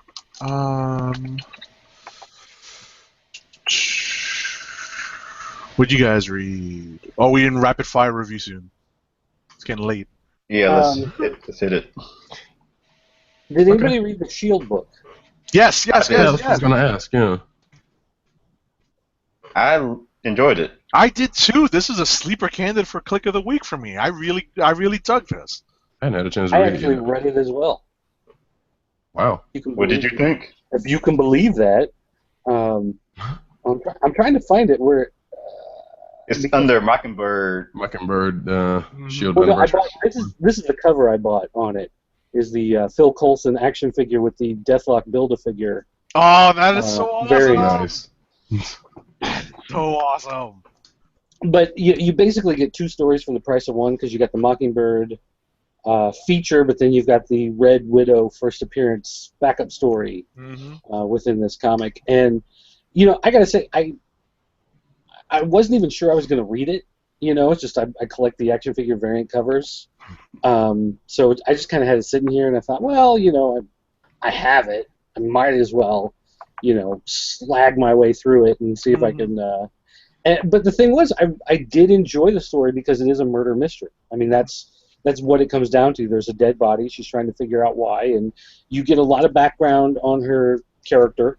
I'm not the most familiar with Mockingbird. I just kind of remember her from being in the sides of Avengers books in the late 80s, early 90s, and the fact that they reference her appearance from like 1971. Yeah, her first appearance. Oh yeah. Yeah, the footnote there was interesting, but it made me like the character. Sure. I enjoyed the story, and it's one of those things where I'm not sold completely on Phil Coulson Shield stories, but he's on the phone in this one. He doesn't really even make an appearance, so I just like the mystery aspect of it, the whole CSI Law and Order, in the morgue, checking the body, looking for clues type stuff. So I enjoyed the story as far as that goes. Right. She was a biochemist, so that makes sense. Exactly. What I was going to say is I was sold by the first 2 pages of this book. Right. The first page being the summary page, which was great. I love the summary page because it gave you what you needed to know to jump right into the book. It was the fact that it looked like a file card, like an agent's file. The manila file folder. Exactly. Really made it, really sold it. And then you get to the first actual story page, and we're immediately kind of melding the TV Shield show and the comic book. And without spoiling too much, we immediately see, I believe this might be this character's first appearance in the Marvel Universe proper. The British guy? Yeah. I didn't want to spoil too much. That's why I didn't even ring the bell. But all right. Come on. Wait, which guy?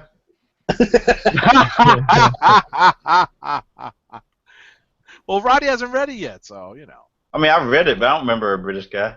I'm He's from the TV show, right? Yes. Oh, okay, never mind. I'm like, wait, what are you talking about? I love it. Anyway. And the backup story with Red Widow, this is out of the pages of the upcoming novel Forever Red, which I've started. I still haven't finished it, but I can tell you that the novel opens with the assault that you see referenced on the last page of the Red Widow story. Mm. So on the last page, it's this little girl being rescued, Black Widow taking out all the bad guys, and she's in like this burning warehouse, being rescued, and that is the first 2 chapters of the Forever Red novel. So that's how they're going to tie the novel into the comic book series. Is definitely that novel is going to be the background information you need on the character. Got it. Interesting. Yeah, I liked both stories, the main and Yeah. the backup story. Art for both of them was great too. Yeah, dynamic stuff. Joelle Jones, I want to see her do more Marvel stuff. It was dynamic stuff. I agree. This, like I said earlier, when we first introduced the book, this is a surprise sleeper pick, click of the week candidate for me. Huh. All right. Broken World #4. I think a couple of us have read that. Yeah. Last one? It was I said in my notes that this was a more personal story. I'm not sure if that's like the right wording for it or not. I mean, there's nothing besides the events of the first book. There's nothing like no super cosmic events or anything like that's happening in the story. It's more down to earth, quote unquote. People dealing with the aftermath of the world not ending. Yeah, the world not ending. Perfect way to word it. But I know it felt like it kind of ended on just like a nice little quiet note. We never learned what the main character's dark secret was that kept her from not boarding the life raft or whatever they called it, ships off the planet Earth. I wonder if we were even intended to find that out or not. No, I think that's a tease. Yeah. I think that went into the conversation that we were having over. It depends on sales. If the sales are good enough, then the character will come back. The story will continue. It just kind of depends on how much it gets out there. So you can throw in teases of things like that, and then hopefully, you're whetting the appetite of the reader enough that they want to see the character return, and you've got some ammunition of where the story can go. But I don't think that was ever meant to be, a plot line that we go through in these 4 issues, Okay.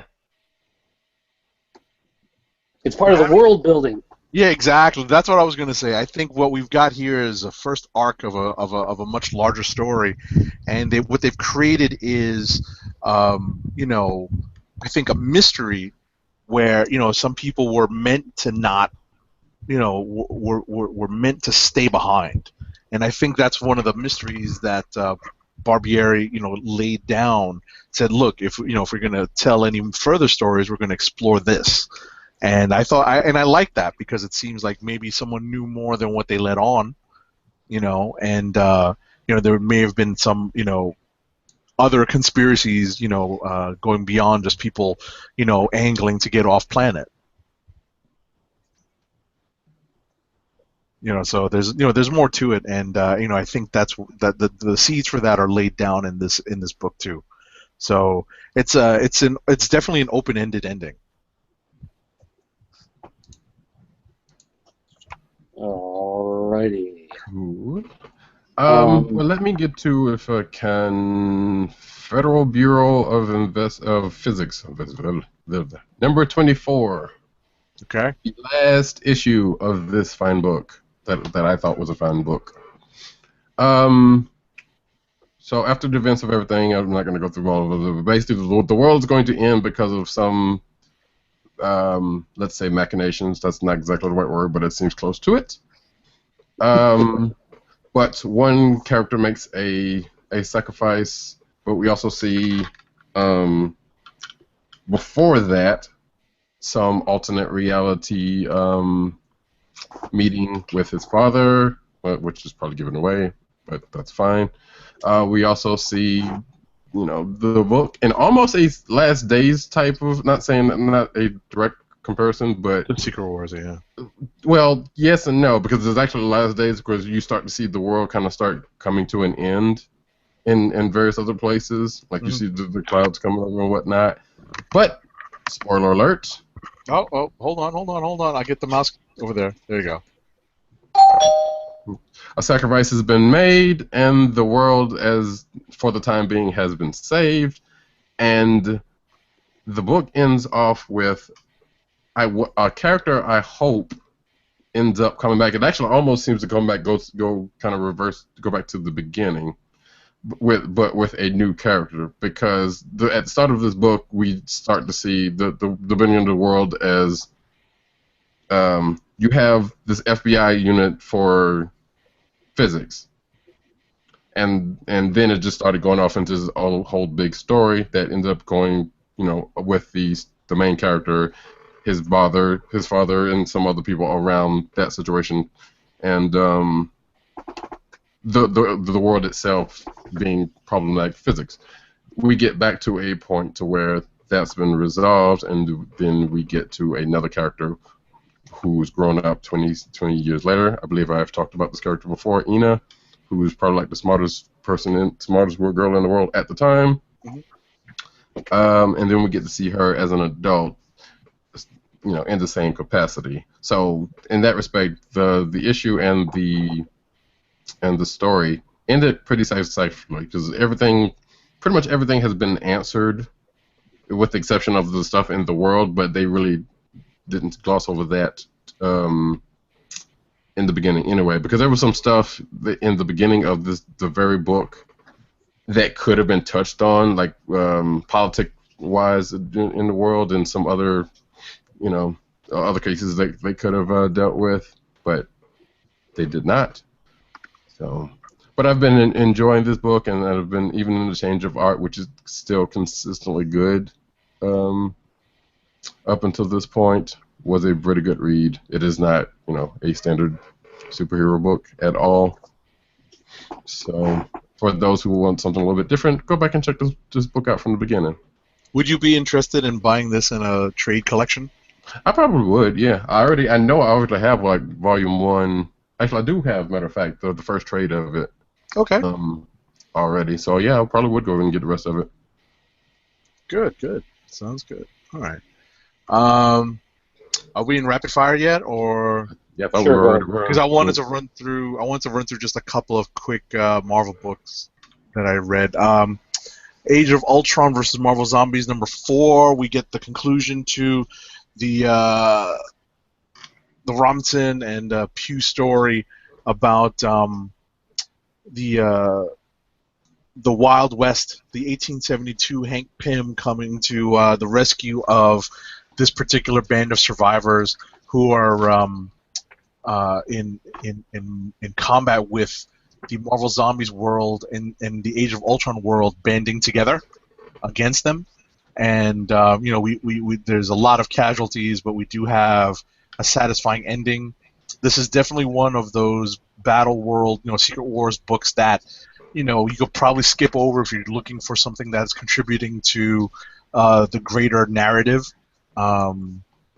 It tells its own story. It's okay. I don't think this is essential Secret Wars reading. No. You read this, Sturt? Yep. Okay. So, it just ended. Go ahead. Yeah, well, I was going to say, the one thing is that it felt like when you got to the end, as far as Secret Wars is concerned, nothing has changed. There's really no net no outcome. Ramifications, no impact, right? Right. It doesn't have anything to really do with that. And the one character who makes her appearance, she finally arrives at the end of this issue, just felt like it was one of those moments where the character pretty much comes out of nowhere and comes in at just the right time to make the save. Right. And it was a little okay. Well, I've been reading this since the first issue, so it's not completely out of nowhere. Well, but she didn't arrive before the big battle. She didn't arrive after the battle. She arrives right in the middle of it and somehow fights her way through it in order to get all the way to the inside just as she's needed right there. I understand. The other book I wanted to quickly touch on was Silk #7. And, I like this book. I like the character. what's funny about this book is that this really truly feels like Secret Wars sticking its nose into a story, and we get to a point where it comes to an end, where the world is coming to an end, and we're in the middle of something happening to the character.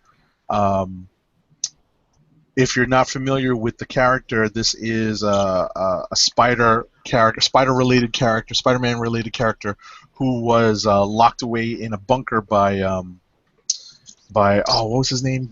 Is it Gabriel? I forget his name. Yes.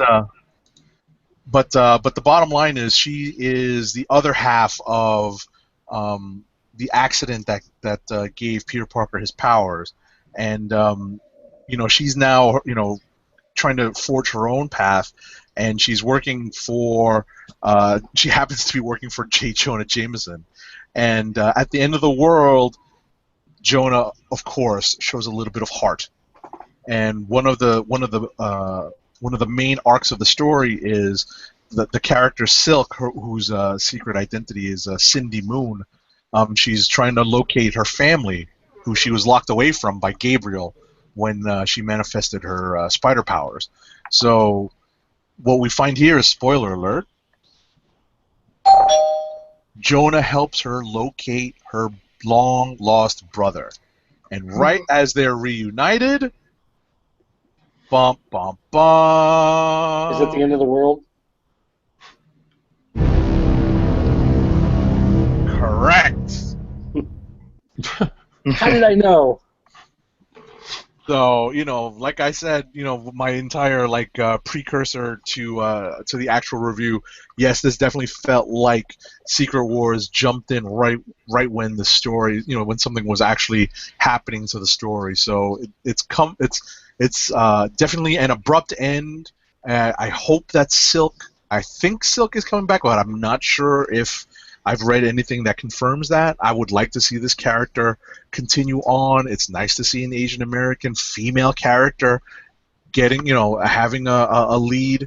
As much as Sanford Greene kind of, said, yeah, you're probably not going to get too much of original art sales for this book.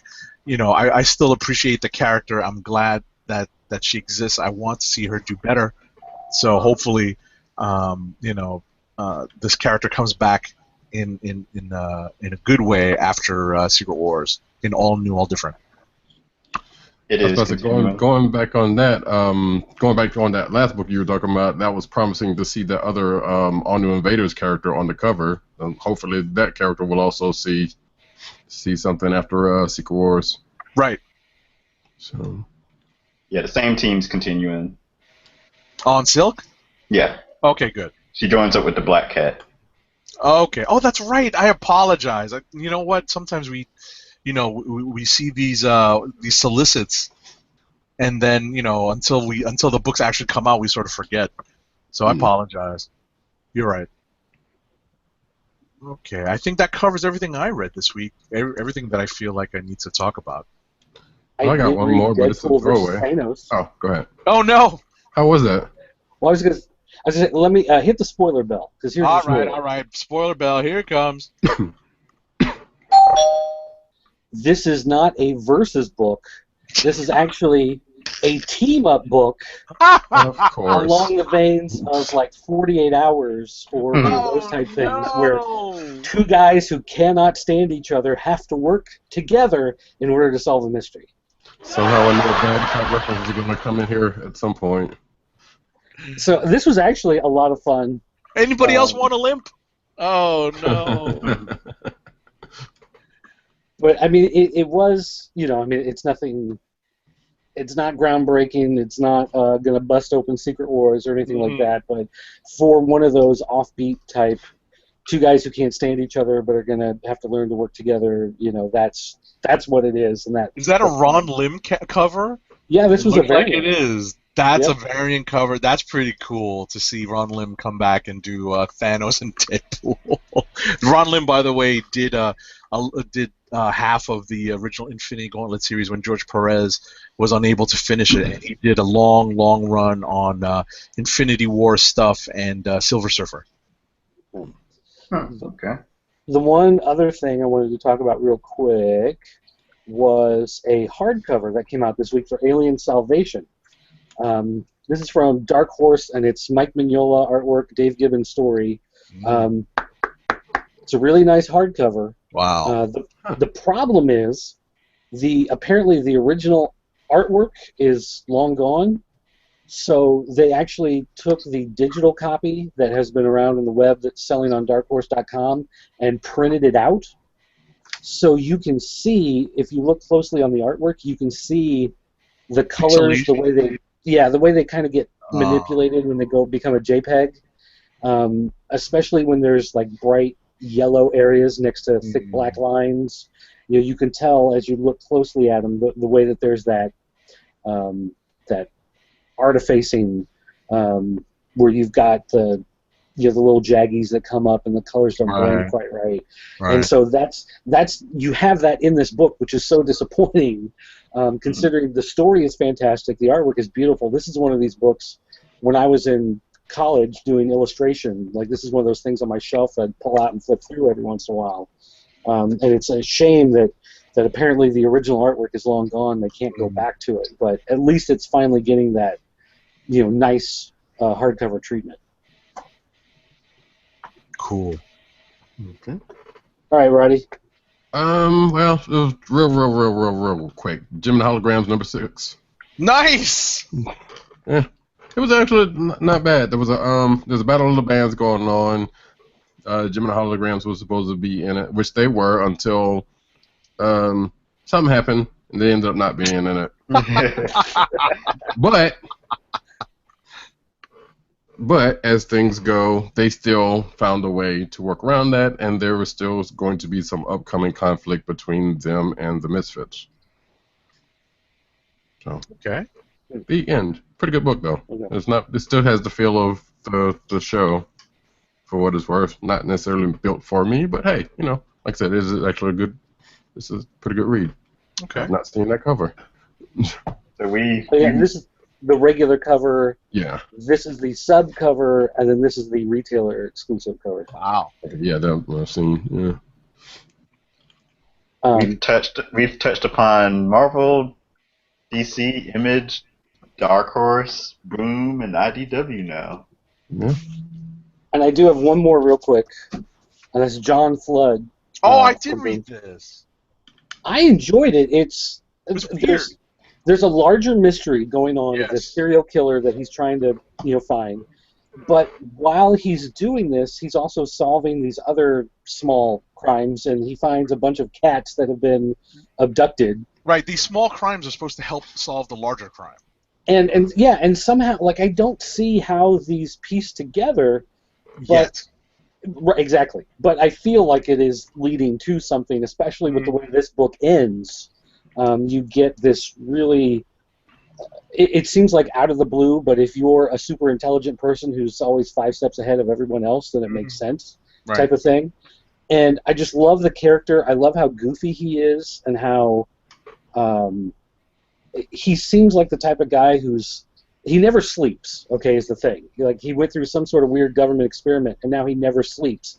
So for him, reality is some sort of dream state almost, where he knows what's real and what's not real, but at the same time the world around him just isn't normal like it is for everyone else. So he's an interesting character, and he's got a great sidekick, so to speak, and the way it plays out is fun, but it's one of those books where I feel like I almost feel kind of stupid reading it, because I know that this guy is so much smarter than me, and Justin Jordan, who wrote it, is obviously super intelligent, and so I feel almost inadequate as I'm reading it. Like, oh man, I gotta start doing some research and go back and start reading Shakespeare, or Agatha Christie novels or something, because he's operating on a whole different level. But it's a fun read. It's definitely a good book. Well, what's funny is that it was weird because, just like you said, there's a smaller mystery that John Flood and his new assistant are trying to solve, and we get to this point where the assistant kind of lets us in on what the secret is. The secret is, the smaller mystery is supposed to help them with their bigger mystery, which is the serial killer.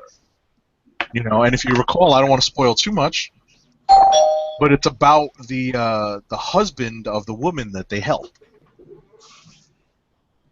And when we get to the last page, what I think they're teasing is that we're rapidly getting to a point where there might be a confrontation.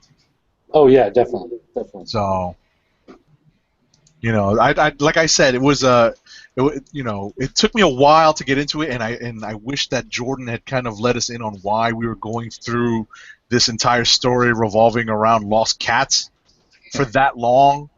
I'm like, why are we reading? How many pages of lost cats is this? And then when we finally get there, it's like, oh, okay. But it was a bit of a slog. Although I did enjoy the guy who turns out to be your villain for this issue, the guy who was the cat thief, and how he ultimately gets dealt with. Felt very satisfying.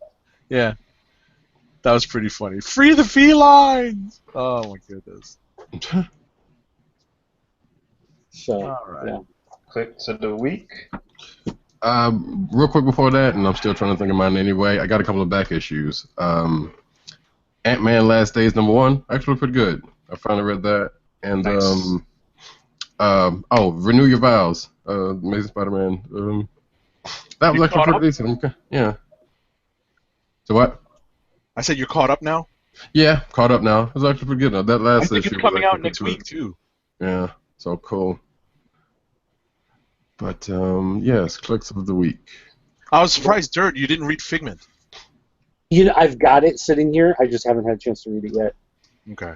Because it did just happen to have this cover as a variant, which is another action figure. Nice. That's really cool looking. Holy cow.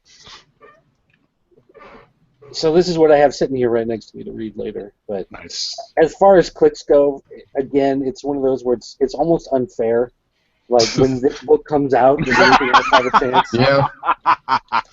I was going to say Mockingbird was very close for me. Mockingbird is very, very close for me, but I got to go with Thor's. Yeah, same here. Yeah. Hello? Tim? Yeah, I had to take myself off mute for a minute.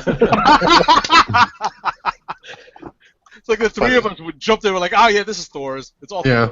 Thor's. It's funny because I totally forgot I read Thor's this week when I was doing my list. I'm going to say that. I'm going to go the Mockingbird issue. Yeah, because that was close. I really like that Mockingbird issue. Yes, I hadn't had a chance to read it yet. That's the only thing why I can't say anything about it. So. Yeah, I don't want to. Like I said, I didn't want to spoil too much of what happened. I mean, we did talk at length about what actually does happen, but without spoiling too much, I think it's worth the read, Roddy. And the backup story, the Red Widow story, is pretty good too. Yeah, and incidentally, as soon as y'all said British person, I knew who you were talking about, so it didn't really matter.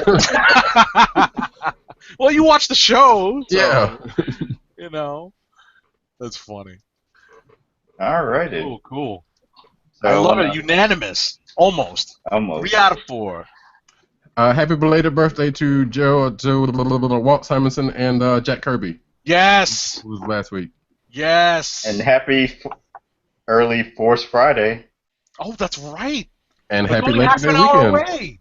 It's an hour, almost 30 minutes away before Madness at your local shop. I want that BB-8 and I want that that Millennium Falcon drone. That BB-8 is off the hook. Yeah. That's crazy.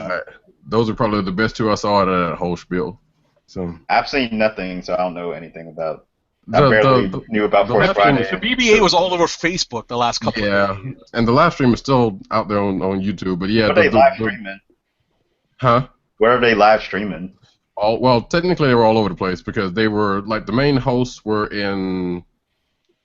I can't remember where they were, but they had like as each time zone went into Friday or Thursday or Friday, whichever one, they were having people unbox stuff there at wherever they were. So they were like in Hong Kong and Japan and Australia and somewhere in Europe because that's where they probably just did it and now it's about and they got a bunch of popular YouTubers of their whatever area they're in to do to do the unboxing and whatnot. And for the one they had here, the last one they had here, which was at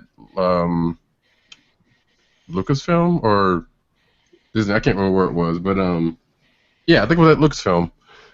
They had Chris Pirillo, which if anybody's been around, who's a tech blogger, who's this whatever. If you've been around for a while and know about tech TV, he was the one who unboxed that last the Millennium Falcon Nerf thing that they had. So, but yeah, and I can't remember. And you've probably seen the one or two hosts on StarWars.com if you've ever watched any of their little shorts or whatever, or the original content. So you've seen that BB-8, $150 worth of goodness, man. Yeah, that's almost worth it. You crazy? Yeah, there's no way it's been that. Are you serious? Have you seen that thing roll around? Take a look at the thing.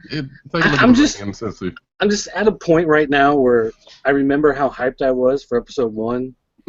So everything's got to be tempered down a little bit. And we'll wait and see. Right. No, that's fair. That's fair. Yeah. I agree with Roddy that you got to be fair with that. So, but at the same time, this toy, the design of this, because it's also designed by it was designed by the people who did Sphero, who did the droid for the movie. So you know that their designs are on point, and it's not going to be cheap because obviously they want to monetize this. So, and you can control it with your smartphone. Yeah.